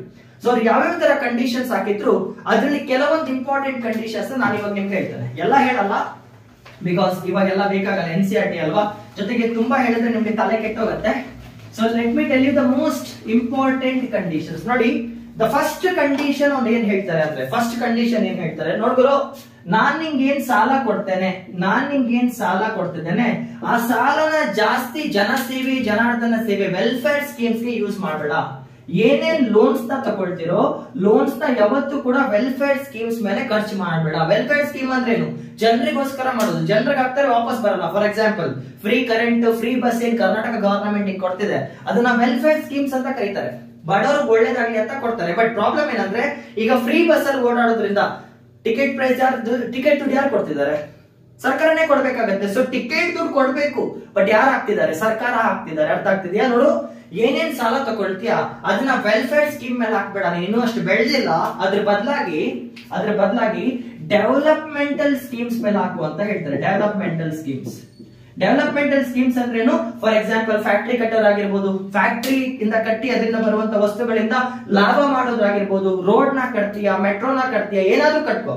ಡೆವಲಪ್ಮೆಂಟ್ ಸ್ಕೀಮ್ಸ್ ಮೇಲೆ ಜಾಸ್ತಿ ಫೋಕಸ್ ಮಾಡು, ವೆಲ್ಫೇರ್ ಸ್ಕೀಮ್ಸ್ ನ ಕಮ್ಮಿ ಮಾಡು ಅಂತ ಹೇಳುತ್ತೆ. ಇದು ಮೊದಲನೇದು. ಅವ್ರು ಏನ್ ಹೇಳ್ತಿದ್ದಾರೆ, ನೀವ್ ಯಾವ್ದಾದ್ರು ಲೋನ್ ತಗೊಂಡ್ರೆ ವೆಲ್ಫೇರ್ ಸ್ಕೀಮ್ ಗಿಂತ ಜಾಸ್ತಿ ಡೆವಲಪ್ಮೆಂಟಲ್ ಸ್ಕೀಮ್ಸ್ ಮೇಲೆ ಹಾಕ್ಬೇಕು ಅಂತ ಹೇಳ್ತಾರೆ. ಎರಡನೇದು ಏನ್ ಹೇಳ್ತಾರೆ, ನೋಡಪ್ಪ ನೀವು ಸಾಲ ತಗೊಂಡು ಸಿಕ್ಕಾಪಟ್ಟೆ ಸಾಲ ಮಾಡ್ಕೊಂಡಿದ್ದೀರಾ, ಸರ್ಕಾರ ಏನ್ ಮಾಡ್ತಿದ್ದೀರಾ, ದುಡ್ಡನ್ನ ತಗೊಳ್ತೀರಾ, ಜನರ ಮೇಲೆ ಹಾಕ್ತಿದ್ದೀರಾ, ಆದಷ್ಟು ನಿಮ್ಮ ಲೋನ್ ಡೆಫಿಸಿಟ್ ಅಂದ್ರೆ ಗೊತ್ತಿದೆ ಅಲ್ಲ, ಡೆಫಿಸಿಟ್ ನೆಗೆಟಿವ್ ಏನಿದೆ ಇದನ್ನ ಕಮ್ಮಿ ಮಾಡ್ಕೊಳ್ಳಿ ಅಂತ ಹೇಳ್ತಿದ್ದಾರೆ. ನೋಡು ಗವರ್ನಮೆಂಟ್ ಏನ್ ಮಾಡ್ತಿದ್ಯಾ, ಸಾಲನ ತಗೊಳ್ತಿದ್ಯಾ, ಜನರಿಗೆ ಒಳ್ಳೇದ್ ಮಾಡಕ್ ಹಾಕ್ತಿದ್ಯಾ, ಬಟ್ ಅದರಿಂದ ನಿಂಗೆ ರಿಟರ್ನ್ ಏನೋ ಬರ್ತಿಲ್ಲ. ಸೊ ನಿಂಗೆ ಏನಾಗಿದೆ, ಸಾಲ ಜಾಸ್ತಿ ಆಗ್ತಾ ಬರ್ತಿದೆ, ಆದಷ್ಟು ನಿನ್ ಸಾಲನ ಕೂಡ ಕಮ್ಮಿ ಮಾಡ್ಕೋಬೇಕಂತ ಹೇಳ್ತಾರೆ. ಜೊತೆಗೆ ಇನ್ನೊಂದು ಹೇಳ್ತಿದ್ದಾರೆ, ನೋಡು ನೀನು ಓಪನ್ ಮಾರ್ಕೆಟ್ ಕಡೆ ಹೋಗು, ಓಪನ್ ಎಕಾನಮಿ ಕಡೆ ಹೋಗು ಅಂತ ಹೇಳ್ತಿದ್ದಾರೆ. ಅವ್ರು ಇನ್ನೊಂದು ಇಂಪಾರ್ಟೆಂಟ್ ಕಂಡೀಷನ್ ಹಾಕ್ತಾರೆ, ನೋಡಪ್ಪ ನೀನ್ ಏನ್ ಮಾಡಿದ್ಯಾ, ಕ್ಲೋಸ್ಡ್ ಎಕಾನಮಿ ಮಾಡ್ಕೊಂಡಿದ್ಯಾ. ಕ್ಲೋಸ್ಡ್ ಅಂದ್ರೆ ಬೇರೆ ದೇಶದ ನಿಮ್ಗೆ ಒಳಗ್ ಬರಕ್ ಬಿಡ್ತಿಲ್ಲ, ನೀನು ಸ್ವಲ್ಪ ಓಪನ್ ಎಕಾನಮಿ ಕಡೆ ಆಗು. ನಿಮ್ಮ ದೇಶದ ಟ್ರೇಡ್ ಪಾಲಿಸೀಸ್ ನ ಲೂಸ್ ಮಾಡೋ ಹೇಳಿದ್ದೆ, trade tariff, non tariff. So ಏನ್ ಹೇಳ್ತಿದ್ದಾರೆ, ಓಪನ್ ಎಕಾನಮಿ ಕಡೆ ಹೋಗು, ಗ್ಲೋಬಲೈಸೇಷನ್ ನ ಪ್ರಮೋಟ್ ಮಾಡು ಅಂತ ಹೇಳ್ತಾರೆ. ಭಾರತ ನೀನ್ ಏನ್ ಮಾಡ್ತಿದ್ಯಾ, ನೀನ್ ಎಲ್ಲರನ್ನು ಕೂಡಾಕಿದ್ಯಾ, ನಿಮ್ ದೇಶದಲ್ಲಿರೋದನ್ನ ನೀನ್ ಉತ್ಪನ್ನ ಮಾಡ್ಕೊಳ್ತಿದ್ಯಾ, ಇಂಪೋರ್ಟ್ ಸಬ್ಸ್ಟಿಟ್ಯೂಷನ್ ಮಾಡ್ಕೊಂಡು ಕೂತ್ಕೊಂಡಿದ್ಯಾ, ಅದೆಲ್ಲ ಬಿಡು, ಸ್ವಲ್ಪ ಗ್ಲೋಬಲೈಸೇಷನ್ ಕಡೆ ಕಾಲ್ ನಡಿ. ಅವಾಗ ಏನಾಗುತ್ತೆ, ಬೇರೆ ದೇಶದವರು ನಿನ್ ದೇಶದ ಒಳಗ್ ಬರ್ತಾರೆ, ಅವರು ನಿನ್ನ ದೇಶದಲ್ಲಿ ಉತ್ಪನ್ನ ಮಾಡ್ತಾರೆ, ನಿನ್ನ GDP ಬೆಳೆಯುತ್ತೆ, ಟ್ಯಾಕ್ಸ್ ಕೂಡ ಬರ್ತಾ ಹೋಗುತ್ತೆ, ನಿನ್ಗೆ ಲಾಭ ಆಗ್ತಾ ಹೋಗುತ್ತೆ. ಸೊ ಏನ್ ಮಾಡು, ನೀನು ಗ್ಲೋಬಲೈಸೇಷನ್ಗೆ ದಾರಿ ಕೊಡು ಅಂತ ಹೇಳ್ತಾರೆ. ಗ್ಲೋಬಲೈಸೇಷನ್ ಇಂದ ಏನಾಗುತ್ತೆ, ಬೇರೆ ದೇಶದವರು ನಮ್ಮ ದೇಶದಲ್ಲಿ ಇದೇನ್ ಮಾಡ್ತಾರೆ, ಪ್ರೊಡಕ್ಷನ್ ಕೂಡ ಮಾಡ್ತಾರೆ, ನಮ್ಮ ದೇಶದಲ್ಲಿ ಉತ್ಪನ್ನ ಮಾಡ್ತಿದ್ದಾರೆ. ಸೊ ಇದರಿಂದ ಏನಾಗುತ್ತೆ, ನಮ್ದು GDP ಮೇಲೆ ಬರುತ್ತೆ, ಜೊತೆಗೆ ಅವ್ರು ಉತ್ಪನ್ನ ಮಾಡ್ಬೇಕಾದ್ರೆ ಟ್ಯಾಕ್ಸ್ ಕೂಡ ಕಟ್ತಾರೆ, ಜೊತೆಗೆ ಎಂಪ್ಲಾಯ್ಮೆಂಟ್ ಕೂಡ ಜನರೇಟ್ ಆಗುತ್ತೆ. ಯಾವಾಗ ಗ್ಲೋಬಲೈಸೇಷನ್ ಮಾಡ್ತೀರಾ ಎಂಪ್ಲಾಯ್ಮೆಂಟ್ ಕೂಡ ಬಂದೇ ಬರುತ್ತೆ. ಜೊತೆಗೆ ಇನ್ನೊಂದು ಹೇಳ್ತಿದ್ದಾರೆ, ಇಂಟರ್ನ್ಯಾಷನಲ್ ಟ್ರೇಡ್ ಕೂಡ ಪ್ರಮೋಟ್ ಆಗುತ್ತೆ. ನೋಡಪ್ಪ ಇಷ್ಟೆಲ್ಲ ಬೆನಿಫಿಟ್ಸ್ ಇದೆ, ನಮ್ಮ ದೇಶದ ವಸ್ತುಗಳನ್ನ ಬೇರೆ ದೇಶದಲ್ಲಿ ಮಾರಾಟ ಮಾಡು, ಅವ್ರ ದೇಶದ ವಸ್ತುಗಳನ್ನ ನಮ್ಮ ದೇಶದಲ್ಲಿ ತಗೋಬಾ, ಟ್ರೇಡ್ ರಿಲೇಷನ್ ಬೆಳೆಸ್ಕೋ, ಕಸ್ಟಮ್ಸ್ ಡ್ಯೂಟಿ ಸಿಗತ್ತೆ, ಕಸ್ಟಮ್ಸ್ ಟ್ಯಾಕ್ಸ್ ಸಿಗತ್ತೆ. ಬೇರೆ ದೇಶದವ್ರು ಬಂದು ಇಲ್ಲಿ ಕೆಲಸ ಮಾಡ್ಬೇಕಾದ್ರೆ ಅವ್ರ ಫ್ಯಾಕ್ಟರಿ ಮಾಡಿ ನಿಮ್ ಜನ ಕೆಲಸ ಕೂಡ ಕೊಡ್ತಾರೆ, ಅವ್ರು ಕೂಡ ಟ್ಯಾಕ್ಸ್ ಕಟ್ತಾರೆ, ಉದ್ಧಾರ ಆಗು ಅಂತ ಹೇಳುತ್ತೆ. 3 ಕಂಡೀಷನ್ಸ್. ನೀನ್ ಲೋನ್ ನ ಕಮ್ಮಿ ಮಾಡ್ಕೋ, ಲೋನ್ ತಗೊಂಡ್ರೆ ಬೈ ಚಾನ್ಸ್ ಡೆವಲಪ್ಮೆಂಟ್ ಮೇಲೆ ಹಾಕು, ವೆಲ್ಫೇರ್ ಮೇಲೆ ಹಾಕಕ್ ಹೋಗ್ಬೇಡ, ಅಷ್ಟು ನೀನು ಬೆಳೆದಿಲ್ಲ. ಜೊತೆಗೆ ಏನ್ ಹೇಳ್ತಿದೆ, ಓಪನ್ ಎಕಾನಮಿ ಕಡೆ ಪುಷ್ ಮಾಡು ಅಂತ ಹೇಳುತ್ತೆ. ಇನ್ನೊಂದು ಕೂಡ ಹೇಳುತ್ತೆ, ನೋಡಪ್ಪ ಭಾರತ ನಿನ್ನ ಬೈ ಚಾನ್ಸ್ ನಿನ್ ದೇಶದಲ್ಲಿ ಏನಾಗ್ತಿದೆ, ಇವಾಗ ಮೇಜರ್ ಏನಿದೆ, ನಿಂದು PSUs ಮೇಲೆ ನಿಂತ್ಕೊಂಡಿದ್ಯಾ, PSUs public sector unit, majority economy ಏನಿದೆ ನೀನೇ ಕಂಟ್ರೋಲ್ ಮಾಡ್ತಿದ್ಯಾ, ಎಲ್ಲ ಗವರ್ನಮೆಂಟ್ ಫ್ಯಾಕ್ಟರೀಸ್ ಇದೆ, ಇದನ್ನ ನಿಲ್ಸು ಫಸ್ಟ್. ನಿನ್ ಗವರ್ನಮೆಂಟ್ ತಾನೇ, ನಿನ್ನ ಕೆಲಸ ಏನೋ ದೇಶ ನೋಡ್ಕೊಳ್ಳೋದು. ಲೆಜಿಸ್ಲೇಚರ್ ಆಗಿ ನೀನು ರೂಲ್ಸ್ ನ ಮಾಡು, ಎಕ್ಸಿಕ್ಯೂಟಿವ್ ಆಗಿ ಇಂಪ್ಲಿಮೆಂಟ್ ಮಾಡು, ಜುಡಿಷಿಯರಿ ಆಗಿ ಕಂಟ್ರೋಲ್ ಮಾಡು ರೂಲ್ಸ್ ಅಂಡ್ ರೆಗ್ಯುಲೇಷನ್ಸ್ ನ. ಎಕಾನಮಿಯಲ್ಲಿ ಯಾಕೆ ಮೂಗ್ ತೋರಿಸ್ತಿದ್ಯಾ, ಯಾಕೆ ಪ್ರೊಡಕ್ಷನ್ ಕಡೆ ತಲೆ ಕೆಡಿಸ್ಕೊಂಡಿದ್ಯಾ, ಇದೇನ್ ಕೆಲಸ ಅಲ್ಲ, ಇದನ್ನ ಬಿಟ್ಟಾಕು, ಪ್ರೈವೇಟೈಸೇಷನ್ ಮಾಡು ಅಂತ ಹೇಳ್ತಾರೆ. They promote privatisation. ನೋಡು ನೀನು ಗವರ್ನಮೆಂಟ್ ಆಗಿ ಉದ್ಧಾರ ಆಗಿದ್ ಸಾಕು, ಗವರ್ನಮೆಂಟ್ ಆಗಿ ಗುಡ್ಡೆ ಹಾಕಿದ್ ಸಾಕು, ಸ್ವಲ್ಪ ಸೈಡ್ ಆಗು, ಪ್ರೈವೇಟ್ ಸೆಕ್ಟರ್ ಬೆಳಿಲಿ ಅಂತ ಹೇಳ್ತಾರೆ. ಅವ್ರು ಗವರ್ನಮೆಂಟ್ ಗೆ ಡಿಸ್ಇನ್ವೆಸ್ಟ್ಮೆಂಟ್ ಮಾಡು ಅಂತ ಹೇಳಕ್ ಪ್ರಮೋಟ್ ಮಾಡ್ತಾರೆ. ಡಿಸ್ಇನ್ವೆಸ್ಟ್ಮೆಂಟ್ ಇದು ಹೇಳಿದೆ ನಾನು ನಿಮ್ಗೆ. ಡಿಸ್ಇನ್ವೆಸ್ಟ್ಮೆಂಟ್ ಅಂದ್ರೇನು, ಸರ್ಕಾರ ತನ್ನ ಶೇರ್ಸ್ ನ ಮಾರ್ತಾ ಬರುತ್ತೆ ಪ್ರೈವೇಟ್ ಕಂಪ್ನಿಯಾಗಿ ಬದಲಾಗೋರ್ಗು, ನೀನು ಡಿಸ್ಇನ್ವೆಸ್ಟ್ಮೆಂಟ್ ಮಾಡು, ನಡೀಲಿ ಪ್ರೈವೇಟ್ ಸೆಕ್ಟರ್, ನೀನ್ ತಲೆ ಕೆಡ್ಸ್ಕೋಬೇಡ, ಬೆಳಿಲಿ, ನೀನ್ ಆರಾಮಾಗಿ ಕೂತ್ಕೋ. ಅಂಡ್ ಇನ್ನೊಂದು ಕೂಡ ಹೇಳ್ತಾರೆ, ನೋಡು ನಿನ್ ಪಾಲಿಸೀಸ್ ಏನಿದೆ ಇಂಡಸ್ಟ್ರೀಸ್ ಮೇಲೆ, ಈ ಲೈಸೆನ್ಸ್ ರಾಜ್ ಎಲ್ಲ ಹಾಕಿಟ್ಟಿದ್ಯಲ್ಲ, ಇದೆಲ್ಲ ವರ್ಕೌಟ್ ಆಗಲ್ಲ. ಲೈಸೆನ್ಸ್ ರಾಜ್ ಹಾಕಿದ್ರೆ ನಿಂದು ಏನಂತಾರೆ, ಎಕಾನಮಿ ಪ್ರೊಡಕ್ಷನ್ ಏನಿದೆ ನಿನ್ ಕೆಪಾಸಿಟಿ ತಕ್ಕಂಗೆ ಕೆಲಸ ಮಾಡಲ್ಲ. ಸ್ವಲ್ಪ ಲಿಬರಲ್ ಆಗಿರೋ, ಲಿಬರಲೈಸೇಷನ್ ಪ್ರಮೋಟ್ ಮಾಡಂತ ಕೂಡ ಹೇಳ್ತಾರೆ. ಲಿಬರಲೈಸೇಷನ್, ಸ್ವಲ್ಪ ಲಿಬರಲೈಸೇಷನ್ ಕೂಡ ತಲೆ ಕೊಡಪ್ಪ ಅಂತ ಹೇಳ್ತಾರೆ. ಲಿಬರಲೈಸೇಷನ್ ಅಂದ್ರೆ ಏನು, ಆ ದೇಶದ ರೂಲ್ಸ್ ಅಂಡ್ ರೆಗ್ಯುಲೇಷನ್ಸ್ ನ ಲೂಸ್ ಮಾಡೋದು, ಸೊ ದಟ್ ಬೇರೆಯವರೆಲ್ಲ ಬಂದು ಸ್ವಲ್ಪ ಪ್ರಮೋಷನ್ ಪ್ರೊಡಕ್ಷನ್ ಜಾಸ್ತಿ ಮಾಡ್ತಾರೆ. ಲೈಸೆನ್ಸ್ ರಾಜಲ್ಲಿ ಹಾಕಿದ್ರೆ ಕಂಡೀಷನ್ಸ್ ಆಗ್ತಂಗೆ. ಸೊ ಫಸ್ಟ್ ಏನಂದ್ರು, ಲೋನ್ ನ ಕಮ್ಮಿ ಮಾಡ್ಕೋ, ಲೋನ್ ತಗೊಂಡ್ರೆ ಏನ್ ಮಾಡು, ವೆಲ್ಫೇರ್ ಸ್ಕೀಮ್ ಮೇಲೆ ಹಾಕ್ಬೇಡ, ಡೆವಲಪ್ಮೆಂಟಲ್ ಸ್ಕೀಮ್ ಮೇಲೆ ಹಾಕಂತ ಹೇಳ್ತಿದ್ದಾರೆ. ಓಪನ್ ಎಕಾನಮಿ ಪ್ರಮೋಟ್ ಮಾಡು, ಗ್ಲೋಬಲೈಸೇಷನ್ ಪ್ರಮೋಟ್ ಮಾಡು ಅಂತ ಹೇಳ್ತಾರೆ. ಡಿಸ್ಇನ್ವೆಸ್ಟ್ಮೆಂಟ್ ಮಾಡಿ ಪ್ರೈವೇಟೈಸೇಷನ್ ನ ಪ್ರಮೋಟ್ ಮಾಡಂತ ಹೇಳ್ತಾರೆ. ಲಿಬರಲೈಸ್ ಮಾಡಿ ಪ್ರೈವೇಟ್ ಸೆಕ್ಟರ್ ನ ಬೆಳಿ ಅಂತ ಹೇಳ್ತಿದ್ದಾರೆ. ಜೊತೆಗೆ ಇನ್ನೊಂದು ಕೂಡ ಹೇಳ್ತಾರೆ, ಮಾರ್ಕೆಟ್ ಅಲ್ಲಿ ನೀನು ಮೂಗ್ ತೂರ್ಸ್ಬೇಡ. ಮಾರ್ಕೆಟ್ ಅಲ್ಲಿ ಮೂಗ್ ತೂರ್ಸ್ಬೇಡ ಅಂದ್ರೆ ಏನು, ಫಸ್ಟ್ ಗವರ್ನಮೆಂಟ್ ಮಾರ್ಕೆಟ್ ಅಲ್ಲಿ ಮೂಗ್ ತೂರ್ಸಿದ್ ಯಾಕೆ, ಸೋಷಿಯಲಿಸಂಗೋಸ್ಕರ ಅಲ್ವಾ. ಸೋಷಿಯಲಿಸಂ ಅಂದ್ರೆ ಏನು, ಸರ್ಕಾರ ತನ್ನ ಪಾಲಿಸೀಸ್ ನ ಜನರಿಗೆ ಒಳ್ಳೇದಾಗ್ಲಿ ಅಂತ ಮಾಡ್ತಿದೆ, ಸೊ ರೆಗ್ಯುಲೇಟ್ ಮಾಡ್ತಿದ್ದಾರೆ ಮಾರ್ಕೆಟ್ ನ. ಸೋಷಿಯಲಿಸಂ ಬೇಕಾಗಿಲ್ಲ, ಸ್ವಲ್ಪ ಮಾರ್ಕೆಟ್ ಸ್ವಾತಂತ್ರ್ಯ ಕೊಡು, ಕ್ಯಾಪಿಟಲಿಸಂ ನ ಪ್ರಮೋಟ್ ಮಾಡು ಅಂತ ಹೇಳ್ತಿದ್ದಾರೆ. ಆಕ್ಚುಲಿ ನಾವೇನು ಸೋಷಿಯಲಿಸ್ಟ್ ಎಕಾನಮಿ ಆಗಿದ್ವಿ, ಸೋಷಿಯಲಿಸಂ ಏನ್ ಬೇಡ, ಅಷ್ಟು ವರ್ಕೌಟ್ ಆಗ್ತಿದ್ರು, ಸ್ವಲ್ಪ ಕ್ಯಾಪಿಟಲಿಸಂ ಕಡೆ ವರ್ಕೌಟ್ ಆಗು, ಕ್ಯಾಪಿಟಲಿಸಂ ಕಡೆ ಪುಷ್ ಮಾಡು ಅಂತ ಹೇಳ್ತಿದ್ದಾರೆ. ಯಾಕೆ ಹೇಳ್ತಿದ್ದಾರೆ, IMF ಮತ್ತೆ ವರ್ಲ್ಡ್ ಬ್ಯಾಂಕ್ ಏನಿದೆ, it was taking control over US ಜಾಸ್ತಿ ಕಂಟ್ರೋಲ್ ಇದೆ ಇದ್ರ ಮೇಲೆ.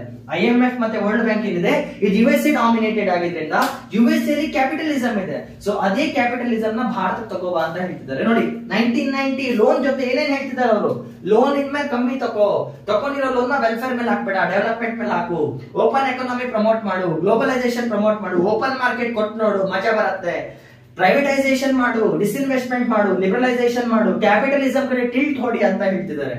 ಇದೆಲ್ಲ ಏನು ಕ್ಯಾಪಿಟಲಿಸಂ ಕಾನ್ಸೆಪ್ಟ್. ಜೊತೆಗೆ demand and supply, market forces ಮೇಲೆ ಬಿಟ್ಬಿಡಪ್ಪ.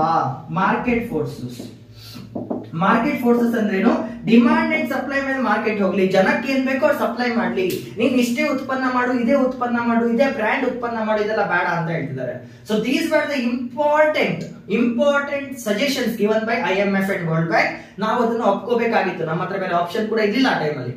So this is how India started shifting from socialism to capitalism. 1991 ಇಂದ ನಮ್ಮ ಸೋಷಿಯಲಿಸಂ ಏನಿದೆ ಅದು ಕ್ಯಾಪಿಟಲಿಸಂ ಕಡೆ ಟರ್ನ್ ಆಗಿದೆ. ಇದ್ರ ಬೆನಿಫಿಟ್ ಆಯ್ತಾ ಇಲ್ವಾ ಹೇಳ್ತಾರೆ ನೋಡಿ. ಇದಕ್ಕಿಂತ ಮೊದಲೇನಿದೆ ಭಾರತದ ಗ್ರೋತ್ ರೇಟ್ ಏನಿತ್ತು ಅದು 3 to 3.5% ಇತ್ತು. ಮೊದಲು ಭಾರತದ GDP ಗ್ರೋತ್ ಏನಿದೆ 1990 ಗಿಂತ ಮೊದಲು ಅದು 3 to 3.5% ಇತ್ತು. ಇದನ್ನ ಹಿಂದೂ ರೇಟ್ ಆಫ್ ಗ್ರೋತ್ ಅಂತ ಹೇಳ್ತಾರೆ ಅಂತ ನಾನು ನಿಮ್ಗೆ ಹೇಳಿದೆ. ಕ್ರಿಟಿಸಿಸಂ ಹಿಂದೂ ರೇಟ್ ಆಫ್ ಗ್ರೋತ್. ಇವಾಗ 1990 ಆದ್ಮೇಲೆ ವಿ ಹ್ಯಾವ್ ಅಚೀವ್ಡ್ 7+% ಡಬಲ್ ಆಗಿದೆ ಗ್ರೋತ್ ನಮ್ದು. ಆಕ್ಚುಲಿ ಗ್ರೋತ್ ರೇಟ್ ಏನಾಗಿದೆ, ಡಬಲ್ ಆಗಿದೆ. It's a benefit. Actually capitalism countries ಏನಿದೆ ಅದ್ರ ಗ್ರೋತ್ GDP ತುಂಬಾ ಜಾಸ್ತಿ ಇರುತ್ತೆ, ಪ್ರೊಡಕ್ಷನ್ ಜಾಸ್ತಿ ಆಗಿದೆ. ಇವಾಗ ಡೆವಲಪ್ಮೆಂಟ್ ಭಾರತ ನೋಡಿ, ಇವಾಗ ನೀವು ಡೆವಲಪ್ಮೆಂಟ್ ಜಾಸ್ತಿ ಆಗಿದೆ, ಜೊತೆಗೆ ಇಂಟರ್ನ್ಯಾಷನಲ್ ಇನ್ವೆಸ್ಟ್ಮೆಂಟ್ಸ್ ಕೂಡ ಬರುತ್ತೆ, ಟ್ರೇಡ್ ಮಾರ್ಕೆಟ್ ಇದೆ, ಶೇರ್ ಮಾರ್ಕೆಟ್ ಇದೆ, ಮನಿ ಮಾರ್ಕೆಟ್ ಇದೆ ಅಲ್ವಾ. ಬೇರೆ ಬೇರೆ ದೇಶ ಟೆಕ್ನಾಲಜಿ ನಮ್ಮ ದೇಶದ ಒಳಗೆ ಬರುತ್ತೆ. ಎಷ್ಟೊಂದು ಫ್ಯಾಕ್ಟರೀಸ್ ಏನಿದೆ ಡೆವಲಪ್ಮೆಂಟ್ ಪ್ಲಾಂಟ್ಸ್ ನ ಭಾರತದಲ್ಲೇ ಹಾಕಿಟ್ಟಿದ್ದಾರೆ, ಪ್ರೊಡಕ್ಷನ್ ಇದೆ, ಎಂಪ್ಲಾಯ್ಮೆಂಟ್ ಇದೆ, ಲಾಟ್ ಆಫ್ ಥಿಂಗ್ಸ್ ಹ್ಯಾಪೆಂಡ್. ಇದೆಲ್ಲ ಎಲ್ಲಿಂದ ಸ್ಟಾರ್ಟ್ ಆಗಿದ್ದು, 1990 ಇಂದ ಸ್ಟಾರ್ಟ್ ಆಗುತ್ತೆ. BOP ಕ್ರೈಸಿಸ್ ಆಗದಾಗ IMF ಮತ್ತೆ ವರ್ಲ್ಡ್ ಬ್ಯಾಂಕ್ ಕೊಟ್ಟಂತ ಸಜೆಷನ್ಸ್ ನ ಭಾರತ ಇಂಪ್ಲಿಮೆಂಟ್ ಮಾಡಿ ಇಷ್ಟು ಚೇಂಜಸ್ ತಗೋಬರುತ್ತೆ. ಇದಕ್ಕಿಂತ ಜಾಸ್ತಿ ಕೂಡ ಆಗಿದೆ. ಓಕೆ, ಟ್ರೇಡ್ ಹೇಳಿದೆ ನಾನು ನಿಮ್ಗೆ ಆಲ್ರೆಡಿ. ಪ್ರೈವೇಟೈಸೇಷನ್, ಗ್ಲೋಬಲೈಸೇಷನ್, ಲಿಬರಲೈಸೇಷನ್ 3 ವಿಡಿಯೋದಲ್ಲಿ ಏನೇನ್ ಹೇಳಿದ್ದೇನೋ ಅದೆಲ್ಲ ಬೈ ಡಿಫಾಲ್ಟ್ ಒಳಗಡೆ ಬಂದಂತ ಇಟ್ಕೊಳ್ಳಿ. ಪದೇ ರಿಪೀಟ್ ಮಾಡ್ತಿಲ್ಲ. ಆ 3 ವಿಡಿಯೋಸ್ನ ನಾನು ಇಲ್ಲಿ 3 ಪಾಯಿಂಟ್ ಆಗಿ ಬರ್ತಿದ್ದೇನೆ. ಆ 3 ಗಂಟೆ ವಿಡಿಯೋಸ್ ಏನಿದೆ ಅದೆಲ್ಲ ಇದ್ರದ್ದು ಒಂದು ಪಾರ್ಟ್ ಆಗುತ್ತೆ. ಓಕೆನಾ. ಇವಾಗ ಲಾಸ್ಟ್ ಪಾಯಿಂಟ್ ನೆನ್ಪಿಟ್ಕೊಳ್ಳಿ. ಇಷ್ಟೆಲ್ಲ ಆದ್ಮೇಲೆ ಇದನ್ನ ನಾವು ಯಾವಾಗ ಇಂಪ್ಲಿಮೆಂಟ್ ಮಾಡ್ತೀವಿ ಅಂತ ಕೂಡ ನೀವು ಕೇಳಬೇಕು. ಓಕೆ, ಇದೆಲ್ಲ ಗವರ್ನಮೆಂಟ್ ಗೆ ಅವ್ರು ಕೊಟ್ಟಂತ ಸಜೆಷನ್ಸ್. ಭಾರತ ಇದನ್ನ ಮಾಡ್ತಾ ಅಂದ್ರೆ ಎಸ್, ಭಾರತ ಇದನ್ನ ಮಾಡುತ್ತೆ. ನ್ಯೂ ಎಕಾನಮಿಕ್ ಪಾಲಿಸಿ ರಿಲೀಸ್ ಮಾಡ್ತಾರೆ. ನ್ಯೂ ಎಕಾನಮಿಕ್ ಪಾಲಿಸಿನ ಭಾರತ ರಿಲೀಸ್ ಮಾಡುತ್ತೆ. ಅದೇ PV ನರಸಿಂಹರಾವ್ ಗವರ್ನಮೆಂಟ್ ಮತ್ತೆ ಮನಮೋಹನ್ ಸಿಂಗ್ ಅವರು ನ್ಯೂ ಎಕಾನಮಿಕ್ ಪಾಲಿಸಿನ ರಿಲೀಸ್ ಮಾಡ್ತಾರೆ. ಈ ಎಕಾನಮಿಕ್ ಪಾಲಿಸಿಯಲ್ಲಿ ನಮಗೆ ಕೊಟ್ಟಂತ ಕಂಡೀಷನ್ಸ್ ಏನಿದೆ ಅದನ್ನೆಲ್ಲ ಇಂಪ್ಲೈ ಮಾಡ್ಕೊಂಡು ಬರ್ತೇವೆ. ವಿ ಕಮ್ ದರ್ ಆಕ್ಚುಲಿ ಅದರಲ್ಲಿ ಇಂಪ್ಲಿಮೆಂಟ್ ಮಾಡ್ತೇವೆ. ಸೊ ಏನಾಗುತ್ತೆ, ಭಾರತ ಸ್ಲೋಲಿ ಡೆವಲಪ್ ಆಗ್ತಾ ಹೋಗುತ್ತೆ. ಇಷ್ಟು ದಿನ ನಾವು ಮನೆ ಒಳಗ್ ಮಾತ್ರ ಇದ್ವಿ, ಈಗ ಮನೆ ಬಾಗಿಲನ್ನ ತೆಗೆದು ನಾವು ಮನೆ ಹೊರಗೆ ಹೋಗ್ತಾ ಇದೀವಿ, ಬೇರೆಯವ್ರನ್ನ ಮನೆ ಒಳಗ್ ಬರಕ್ ಕೂಡ ಬಿಡ್ತಿದೀವಿ. ಸೊ ಅವ್ರ ಸಂಸ್ಕೃತಿ ಬಂತು, ಅವ್ರ ಟೆಕ್ನಾಲಜಿ ಬಂತು, ಅವ್ರ ದುಡ್ಡು ಬಂತು, ಪ್ರೊಡಕ್ಷನ್ ಬಂತು, ಇಂಟರ್ನ್ಯಾಷನಲ್ ಮಾರ್ಕೆಟ್ ಅಲ್ಲಿ ಭಾರತಕ್ಕೊಂದು ಸ್ಥಾನಮಾನ ಸಿಕ್ತು. ಸೊ ಏನಾಗಿದೆ, ಎಕನಾಮಿಕ್ ಟರ್ಮ್ಸ್ ಅಲ್ಲಿ ಭಾರತ 2 ಸ್ಟೇಜ್ ಅಲ್ಲಿ ಡಿವೈಡ್ ಆಗುತ್ತೆ. ಬಿಫೋರ್ 1990 ಹೇಗಿತ್ತು, ಆಫ್ಟರ್ 1990 ಹೇಗಿತ್ತು. ಅಂಡ್ 1990 ಆದಂತ ಚೇಂಜ್ ಇಸ್ BOP ಕ್ರೈಸಿಸ್. ಅದರಿಂದ ಭಾರತ LPG ರಿಫಾರ್ಮ್ಸ್ ತಗೋಬರುತ್ತೆ. 1991 ಇಂದ ಭಾರತ LPG ರಿಫಾರ್ಮ್ಸ್ ತಗೋಬರುತ್ತೆ. That is local liberalisation, privatisation, globalisation. ಇದರಿಂದ ಭಾರತ ಮುಂದೆ ಹೋಗಿದ್ಯಾ, ಸಿಕ್ಕಾಪಟ್ಟೆ ಮುಂದೆ ಹೋಗಿದೆ ಡೆವಲಪ್ಮೆಂಟ್ ಆಸ್ಪೆಕ್ಟ್ ಅಲ್ಲಿ. ಇದು ನಿಜಾನೇ. ಬಟ್ ನಾವು ಇನ್ಕ್ಲೂಸಿವ್ ಗ್ರೋತ್ ಏನಿದೆ ಇನ್ನೂ ಅಚೀವ್ ಮಾಡಕ್ಕಾಗಿಲ್ಲ ನಮ್ಮ ದೇಶದಲ್ಲಿ. ಇವಾಗ್ಲೂ ಕೂಡ ಅನ್ಎಂಪ್ಲಾಯ್ಮೆಂಟ್ ಇದೆ, ಇವಾಗ್ಲೂ ಕೂಡ ಪಾವರ್ಟಿ ಇದೆ, ಹ್ಯಾಪಿನೆಸ್ ಇಂಡೆಕ್ಸ್ ಅಲ್ಲಂತೂ ನಾವು ಕೆಳಗೆ ಇದ್ದೇವೆ ಅಲ್ವಾ. ಓವರ್ ಆಲ್ ಡೆವಲಪ್ಮೆಂಟ್ ಕೆಳಗಿದೆ, ಜನರ ಡೆವಲಪ್ಮೆಂಟ್ ಕೆಳಗಿದೆ, ಜನ ಉದ್ಧಾರ ಆಗ್ತಿಲ್ಲ. ಬಟ್ ದೇಶ ಬೆಳೀತಾ ಇದೆ, ನಮ್ GDP ಬೆಳೀತಾ ಇದೆ. V are the 5th largest economy. ನಾವು 5th ಲಾರ್ಜೆಸ್ಟ್ ಅಂದ್ರೆ ದೇಶದ ಎಲ್ಲ GDP ನ ಲೆಕ್ಕ ಹಾಕೊಂಡ್ರೆ ನಾವು 5th ಲಾರ್ಜೆಸ್ಟ್, ಇವಾಗ 5th largest economy. And Narendra Modi government ಏನ್ ಹೇಳ್ತಿದೆ, ಮತ್ತೊಂದ್ಸಲ ನಾನು ಗೆದ್ರೆ 3rd ಲಾರ್ಜೆಸ್ಟ್ ಎಕಾನಮಿ ಮಾಡಿ ತೋರಿಸ್ತೇನೆ ಅಂತ ಹೇಳ್ತಿದೆ. ಅಂದ್ರೆ India will become the 3rd largest economy. GDP ಲೆಕ್ಕದಲ್ಲಿ, ಉತ್ಪನ್ನದ ಲೆಕ್ಕದಲ್ಲಿ ನಾವು ಭಾರತ ವಿಶ್ವದಲ್ಲಿ 3ನೇ ಸ್ಥಾನ ತಗೊಂಡು ಹೋಗ್ತೇನೆ ಅಂತ ಚಾಲೆಂಜ್ ಮಾಡಿದ್ದಾರೆ. That's that. ಎಕಾನಮಿ ಬರ್ತಿದೆ, ಗ್ರೋತ್ ಬರ್ತಿದೆ, ಬಟ್ ಟ್ರಿಕಲ್ ಡೌನ್ ಥಿಯರಿ ಆಗ್ತಿದ್ಯಾ ಇಲ್ವಾ? ಬಟ್ ಇವಾಗ್ಲೂ ಕೂಡ ಟ್ರಿಕಲ್ ಡೌನ್ ಥಿಯರಿ, ಜನರಕ್ಕೆ ಕೆಲಸ ಸಿಗ್ತಿದ್ಯಾ ಅಲ್ವಾ, ಜನರ ಜೀವನ ಉದ್ಧಾರ ಆಗ್ತಿದ್ಯಲ್ವಾ, ನೀವು ಚೆಕ್ ಮಾಡಬೇಕು. That is there. ಇವಾಗ್ಲೂ ಕೂಡ ಅನ್ಎಂಪ್ಲಾಯ್ಮೆಂಟ್ ನಮ್ಮ ದೇಶದಲ್ಲಿ ಇದೆ. ಅನ್ಎಂಪ್ಲಾಯ್ಮೆಂಟ್ ಕಂಪ್ಲೀಟ್ಲಿ ಹೋಗಿಲ್ಲ. ಇವಾಗ ಕೂಡ ಬಡತನ ಇದೆ, ತುಂಬಾ ಜನರ ಹತ್ರ ಕೆಲಸ ಇಲ್ಲ, ಈ ಪ್ರಾಬ್ಲಮ್ ಇದೆ. ನಾವು ಇನ್ನೂ ಬಡವರಾಗೇ ಇದ್ದಾವೆ. We are still have poverty rate. ಭಾರತದಲ್ಲಿರುವಂತಹ ಭಾರತೀಯರು ಬಡವರಾಗಿದ್ದಾರೆ, ಪಾವರ್ಟಿ ಇದೆ, ಇವಾಗ್ಲೂ ಕೂಡ ಹಂಗರ್ ಇದೆ, ತುಂಬಾ ಜನ ಹಸುವಿನ ಸತ್ತು ಹೋಗ್ತಾರೆ ಭಾರತದಲ್ಲಿ. ಸೊ ಏನಾಗ್ತಿದೆ, ಎಕಾನಮಿ ಮುಂದೆ ಹೋಗ್ತಿದೆ, ಡೆಫಿನೆಟ್ಲಿ ಎಕಾನಮಿ ಮುಂದೆ ಹೋಗ್ತಿದೆ. But trickle down theory correct ಆಗಿ ಆಗ್ತಿದೆ ಇಲ್ವಾ ಅನ್ನೋದೇ ಕ್ವಶನ್. ಸೊ ಇದಕ್ಕೆ ನಿಮ್ಗೆ ಮೇನ್ಸ್ ಅಲ್ಲಿ ಕ್ವಶನ್ಸ್ ಬರುತ್ತೆ. ಒಂದು ಕ್ವಶನ್ ಬಂದಿತ್ತು ಕೂಡ, can capitalism be made inclusive? Can capitalism be made inclusive ಅಂತ ಒಂದು ಕ್ವಶನ್ ಬಂದಿತ್ತು. Can capitalism be made inclusive? Inclusive ಅಂದ್ರೆ ಏನು? ಪ್ರತಿಯೊಬ್ಬರನ್ನ ಕೂಡ ಸೇರಿಸ್ಕೋಬೇಕು. ಸೊ ನಾವು ಕ್ಯಾಪಿಟಲಿಸ್ಟ್ ಸೊಸೈಟಿನ ತಗೊಂಡು ಹೋದ್ರೆ, ಕ್ಯಾಪಿಟಲಿಸ್ಟ್ ಸೊಸೈಟಿನ ಇಂಪ್ಲಿಮೆಂಟ್ ಮಾಡಿದ್ರೆ ಅದರಿಂದ ಪ್ರತಿ ಜನರಿಗೂ ಕೂಡ ಬೆನಿಫಿಟ್ ಆಗತ್ತೆ ಇಲ್ವಾ ಅಂತ ಒಂದು ಕ್ವಶನ್ ಬಂದಿದೆ. ಬಟ್ ಇವಾಗ ಬೇಡ, ಅದು ಎಕನಾಮಿಕ್ಸ್ ನಾನು ಫುಲ್ ಟೇಕಪ್ ಮಾಡಿದಾಗ ಮಾಡ್ತಾನೆ. ಬಟ್ NCERT ಪ್ರಕಾರ ಇಷ್ಟು ಸಾಕು ನಿಮ್ಗೆ. ಸೊ LPG ರಿಫಾರ್ಮ್ಸ್ ಅಂದ್ರೆ ಏನು? Liberalisation, globalisation, privatisation. ಇದು ಮಾಡಿದ್ ಯಾವ ಸರ್ಕಾರ? PV ನರಸಿಂಹರಾವ್ ಸರ್ಕಾರ ಮತ್ತೆ ಮನಮೋಹನ್ ಸಿಂಗ್ ಅವರು. ಯಾಕೆ ಮಾಡಿದ್ದು? IMF ಹಾಕಿದ ಕಂಡೀಷನ್ಸ್ ಇಂದ. IMF ಏನ್ ಕಂಡೀಷನ್ಸ್ ಹಾಕ್ತು? ಇನ್ LPG ರಿಫಾರ್ಮ್ಸ್ ಹಾಕೋರ್ಗು ನಾನು ನಿಮಗೆ ಲೋನ್ ಕೊಡಲ್ಲ. ಲೋನ್ಗೋಸ್ಕರ ನಾವು ಸಾಯ್ತಾ ಇದ್ವಿ, ಲೋನ್ ಕೊಟ್ಟರು ನೆನ್ಪಿಟ್ಕೊಳ್ಳಿ. ಟುಡೇ ಇಂಡಿಯಾ, ಇವಾಗ ಭಾರತ ಏನಿದೆ 6 ತಿಂಗಳಿಗೆ 6 ಮಂತ್ಸ್ಗೆ ಸರಿ ಹೋಗುವಷ್ಟು, ಇವಾಗ ಭಾರತ ಏನಿದೆ ಮುಂದಿನ 6 ತಿಂಗಳಿಗೆ ಸರಿ ಹೋಗುವಷ್ಟು ಫಾರೆಕ್ಸ್ ರಿಸರ್ವ್ ನ ಮೇಂಟೈನ್ ಮಾಡ್ತಿದೆ. 6 ಮಂತ್ಸ್, 6 ತಿಂಗಳಿಗೆ ಸರಿ ಹೋಗುವಷ್ಟು ಫಾರೆಕ್ಸ್ ರಿಸರ್ವ್ಸ್ ಇದೆ. ಅಂಡ್ ಇನ್ನೊಂದು ನೆನ್ಪಿಟ್ಕೊಳ್ಳಿ, IMF ಮತ್ತೆ ವರ್ಲ್ಡ್ ಬ್ಯಾಂಕ್ ಅಲ್ಲಿ ನಾವು ಯಾವಾಗ ಸಾಲ ತಗೊಳಕ್ ಹೋಗಿದ್ವೋ ಅವ್ರೇನ್ ಪುಕ್ಸಟ್ಟೆ ಕೊಟ್ಟಿದ್ದಿಲ್ಲ, ಅವ್ರು ನಮ್ ಬದಲಾಗಿ ಗೋಲ್ಡ್ ನ ಕೂಡ ಇಟ್ಟಿಸ್ಕೊಂಡಿದ್ರು. ನನಗೆ ಇಲ್ಲಿ ಶ್ಯೂರಿಟಿಗೆ ನೀನು ಗೋಲ್ಡ್ ಕೊಡ್ಬೇಕು ಅಂತ ವಿ ಪ್ಲೆಜೆಡ್ ದ ಗೋಲ್ಡ್. ನಾವಾಗ ಗೋಲ್ಡ್ ನ ಕೂಡ ಇಟ್ಟಿದ್ವಿ ಅಲ್ಲಿ. ಓಕೆ, ಗೋಲ್ಡ್ ಕೊಟ್ಟೆ ದುಡ್ಡು ತಗೋ ಬಂದ್ವಿ, ಫೈನ್. ಬಟ್ ದುಡ್ಡು ಜೊತೆ ಇಷ್ಟೆಲ್ಲ ಕಂಡೀಷನ್ಸ್ ತಗೋ ಬಂದ್ವಿ. And this became the turning point of Indian economy. ಇದರಿಂದಾನೇ ಭಾರತ ಸಿಕ್ಕಾಪಟ್ಟೆ ಮುಂದೆ ಹೋಗಿದೆ, ತುಂಬಾ ಮುಂದೆ ಹೋಗಿದೆ. It's a fact, it's a true fact. And ಇದನ್ನ ನಾವು ಅಕ್ಸೆಪ್ಟ್ ಮಾಡ್ಲೇಬೇಕು. ಅಂಡ್ ಇವಾಗ ನರೇಂದ್ರ ಮೋದಿ ಗವರ್ನಮೆಂಟ್ ಏನಿದೆ, ಅವರು ಮೋರ್ ಅಂಡ್ ಮೋರ್ LPG ಕಡೆ ಫೋಕಸ್ ಮಾಡ್ತಾರೆ. ನೋಡ್ಕೊಳ್ಳಿ ಬೇಕಾದ್ರೆ, ನರೇಂದ್ರ ಮೋದಿ ಅವರು 2014 ಅಲ್ಲಿ ಫಸ್ಟ್ ಮಾಡಿದ್ದೇನು? PM ಆದಾಗ ಅವ್ರು ಬರೀ ಏರೋಪ್ಲೇನ್ ಅಲ್ಲೇ ಇಡ್ತಾ ಇದ್ರು. He was doing globalisation. Actually ಬೇರೆ ಬೇರೆ ದೇಶದ ಹೋಗಿ ಬೇರೆ ಬೇರೆ ಪ್ರೈಮ್ ಮಿನಿಸ್ಟರ್ಸ್ ಜೊತೆ, ಬೇರೆ ಬೇರೆ ಕಂಪನಿ ಓನರ್ಸ್ ಜೊತೆ ಡಿಸ್ಕಷನ್ಸ್ ಮಾಡ್ತಾ ಇದ್ರು. ಭಾರತಕ್ಕೆ ಇನ್ವೆಸ್ಟ್ಮೆಂಟ್ ತರ್ತಾ ಇದ್ರು, ಭಾರತದ ಕಂಪನಿಗಳನ್ನ ಬೆಳೆಸ್ತಾ ಇದ್ರು. It's a true condition. ಇವಾಗ್ಲೂ ಕೂಡ ನೀವು ನೋಡಿದ್ರೆ ಅವರು ಪ್ರೈವೇಟ್ ಸೆಕ್ಟರ್ ಗೆ ಪ್ರಮೋಟ್ ಮಾಡೇ ಮಾಡ್ತಾರೆ, ಸಿಕ್ಕಾಪಟ್ಟೆ ಪ್ರಮೋಟ್ ಮಾಡ್ತಾರೆ. ಅದಾನಿಗಳಿಗೆ, ಅಂಬಾನಿಗಳಿಗೆ, ಟೆಸ್ಲಾ ಓನರ್ ಜೊತೆ ಎಲ್ಲ ಮೀಟಿಂಗ್ಸ್ ಮಾಡಿದ್ದಾರೆ ಅನ್ಕೊಳ್ತಾರೆ. It is true fact. Narendra Modi government ಇವಾಗಲೂ ಕೂಡ ಲಿಬರಲೈಸೇಷನ್ ಕಡೆ ಫೋಕಸ್ ಮಾಡುತ್ತೆ. They are slowly liberalising. ಬೇರೆ ಕಂಪನಿಗಳು ಬೆಳೆಯೋಕ್ಕೋಸ್ಕರ ಏನೇನ್ ಫೆಸಿಲಿಟೀಸ್ ಬೇಕೋ ಮಾಡ್ಕೊಡತ್ತೆ. That is the reason Indian economy is pushing forward. That is the reason we are the 5th largest economy right ನಾವು. ಅರ್ಥ ಆಗ್ತಿದ್ಯಾ? ನರೇಂದ್ರ ಮೋದಿ ಗವರ್ನಮೆಂಟ್ ಕೂಡ 2014 ಇಂದಾನೆ, 2014 ಇಂದಾನೆ 2024 ಇದಲ್ವಾ, 10 ವರ್ಷದಿಂದ ಮೆಜಾರಿಟಿ ಡೆವಲಪ್ಮೆಂಟ್ ಮಾಡಿದೆ. It's an absolute fact. ಜನರಿಗೆ ಒಳ್ಳೇದಾಗಿದೆಯೋ ಇಲ್ಲ ಸೆಕೆಂಡ್ರಿ, ಇನ್ಕ್ಲೂಸಿವ್ ಗ್ರೋತ್ ಇದೆಯೋ ಇಲ್ವೋ ಸೆಕೆಂಡ್ರಿ, ಟ್ರಿಕಲ್ ಡೌನ್ ಆಗಿದೆಯೋ ಇಲ್ವೋ secondary. But if you see India as a whole, Indian development as a whole 10 ವರ್ಷದಲ್ಲಿ ಸಿಕ್ಕಾಪಟ್ಟೆ ಡೆವಲಪ್ಮೆಂಟ್ ಮಾಡಿದ್ದಾರೆ. ಅಬ್ಸಲ್ಯೂಟ್ ಡೆವಲಪ್ಮೆಂಟ್ಸ್ ಆಗಿದೆ. Why? He believes on LPG, he believes on capitalism. Narendra Modi government, BJP government focuses on capitalism. It's a true fact. ಅದೇ ನೀವು Congress government ನೋಡೋದಾದ್ರೆ they are more focus towards socialism. ಜನರಿಗೆ ಒಳ್ಳೇದಾಗಬೇಕು, backward classes ಮುಂದೆ ಬರಬೇಕು, ಬಡವರ ಮೇಲೆ ಬರಬೇಕು, ಯಾರಿಗೂ ಹಸ್ಬಾಗಬಾರ್ದು. ಅದಕ್ಕೆ ನೀವು ಕರ್ನಾಟಕ ಮ್ಯಾನಿಫೆಸ್ಟೋ ನೋಡಿದ್ರೆ ನಮ್ಮ ಹತ್ರ ಫ್ರೀ ಎಲೆಕ್ಟ್ರಿಸಿಟಿ ಇದೆ, ಫ್ರೀ ಬಸ್ ಇದೆ ಅಲ್ವಾ, ಅನ್ನಭಾಗ್ಯ ಇದೆ, ಆಮೇಲೆ ಇಂದಿರಾ ಕ್ಯಾಂಟೀನ್ಸ್ ಇದೆ. ಏನ್ ನೋಡ್ತಾ ಇದ್ದೀರಾ? ಕರ್ನಾಟಕ ಗವರ್ನಮೆಂಟ್ और ಕಾಂಗ್ರೆಸ್ ಗವರ್ನಮೆಂಟ್ ಏನಿದೆ ಅದು ವೆಲ್ಫೇರ್ ಸ್ಕೀಮ್ಸ್ ಕಡೆ ಫೋಕಸ್ ಮಾಡುತ್ತೆ. It is more of welfare. And BJP government ಏನಿದೆ it is more of development. So ನಮ್ಗೆ ಡೆವಲಪ್ಮೆಂಟ್ ಬೇಕಾ ವೆಲ್ಫೇರ್ ಬೇಕಾ ಅಂತ ಕೇಳೋದಾದ್ರೆ ಡೆವಲಪ್ಮೆಂಟ್ ಬೇಕು. ಡೆವಲಪ್ಮೆಂಟ್ ವಿತ್ ವೆಲ್ಫೇರ್ ಆಗ್ಬೇಕು. ಬರೀ ಡೆವಲಪ್ಮೆಂಟ್ ಆಗ್ತಿದೆ, ಜನಕ್ಕೆ ಏನು ಉಪಯೋಗ ಆಗ್ತಿಲ್ಲ, ವೇಸ್ಟ್. ಅದು ಜನಕ್ಕೆ ಉಪಯೋಗ ಆಗ್ತಿದೆ ಬಟ್ ದೇಶ ಡೆವಲಪ್ ಆಗ್ತಿಲ್ಲ, ಅದು ಕೂಡ waste. We need a balance between development and welfare. ಜನರಿಗೂ ಒಳ್ಳೇದಾಗಬೇಕು, ದೇಶ ಕೂಡ ಡೆವಲಪ್ ಆಗಬೇಕು. ಈ ಬ್ಯಾಲೆನ್ಸ್ ನ ಮೇಂಟೈನ್ ಮಾಡ್ಕೊಂಡು ಅವ್ರ ಪಾಲಿಸೀಸ್ ನ ಕ್ರಿಯೇಟ್ ಮಾಡ್ಬೇಕಂತ ನೀವು ಕನ್ಕ್ಲೂಷನ್ ಕೊಡ್ಬೋದು. ಅರ್ಥ ಆಗ್ತಿದ್ಯಾ? ನರೇಂದ್ರ ಮೋದಿ ಗವರ್ನಮೆಂಟ್ ಇವಾಗ್ಲೂ ಕೂಡ LPG ರಿಫಾರ್ಮ್ಸ್ ಮೇಲೆ ವರ್ಕ್ ಮಾಡ್ತಿದೆ. It's an absolute fact, you cannot deny. And future ಅಲ್ಲಿ ಕೂಡ ಇನ್ ಕೇಸ್ ಮತ್ತೆ ನರೇಂದ್ರ ಮೋದಿ ಗವರ್ನಮೆಂಟ್ ಎದ್ದು ಬಂದ್ರೆ this will go to peaks. ಭಾರತ ಡೆವಲಪ್ಮೆಂಟ್ ರಾಕೆಟ್ ಸ್ಪೇಸ್ ಅಲ್ಲಿ ಹೋಗುತ್ತೆ, ಸ್ವಿಂಗ್ ಅಂತ ಹೋಗ್ತಿರುತ್ತೆ. It's absolute fact. Economic terms ಅಲ್ಲಿ Narendra Modi government is doing a lot that we cannot even imagine. ಅರ್ಥ ಆಗ್ತಿದ್ಯಾ? ಸಿಕ್ಕಾಪಟ್ಟೆ ಸೈನ್ಸ್ ಅಂಡ್ ಟೆಕ್ನಾಲಜಿ ಕಡೆ ಫೋಕಸ್ ಮಾಡ್ತಾರೆ, ಎಲ್ಲ ಮಾಡ್ತಾ ಬರ್ತಿದ್ದಾರೆ. It's an absolute good thing. ಇದು ಬ್ಯಾಡ್ ಅಂತ ಹೇಳಕ್ಕಾಗಲ್ಲ.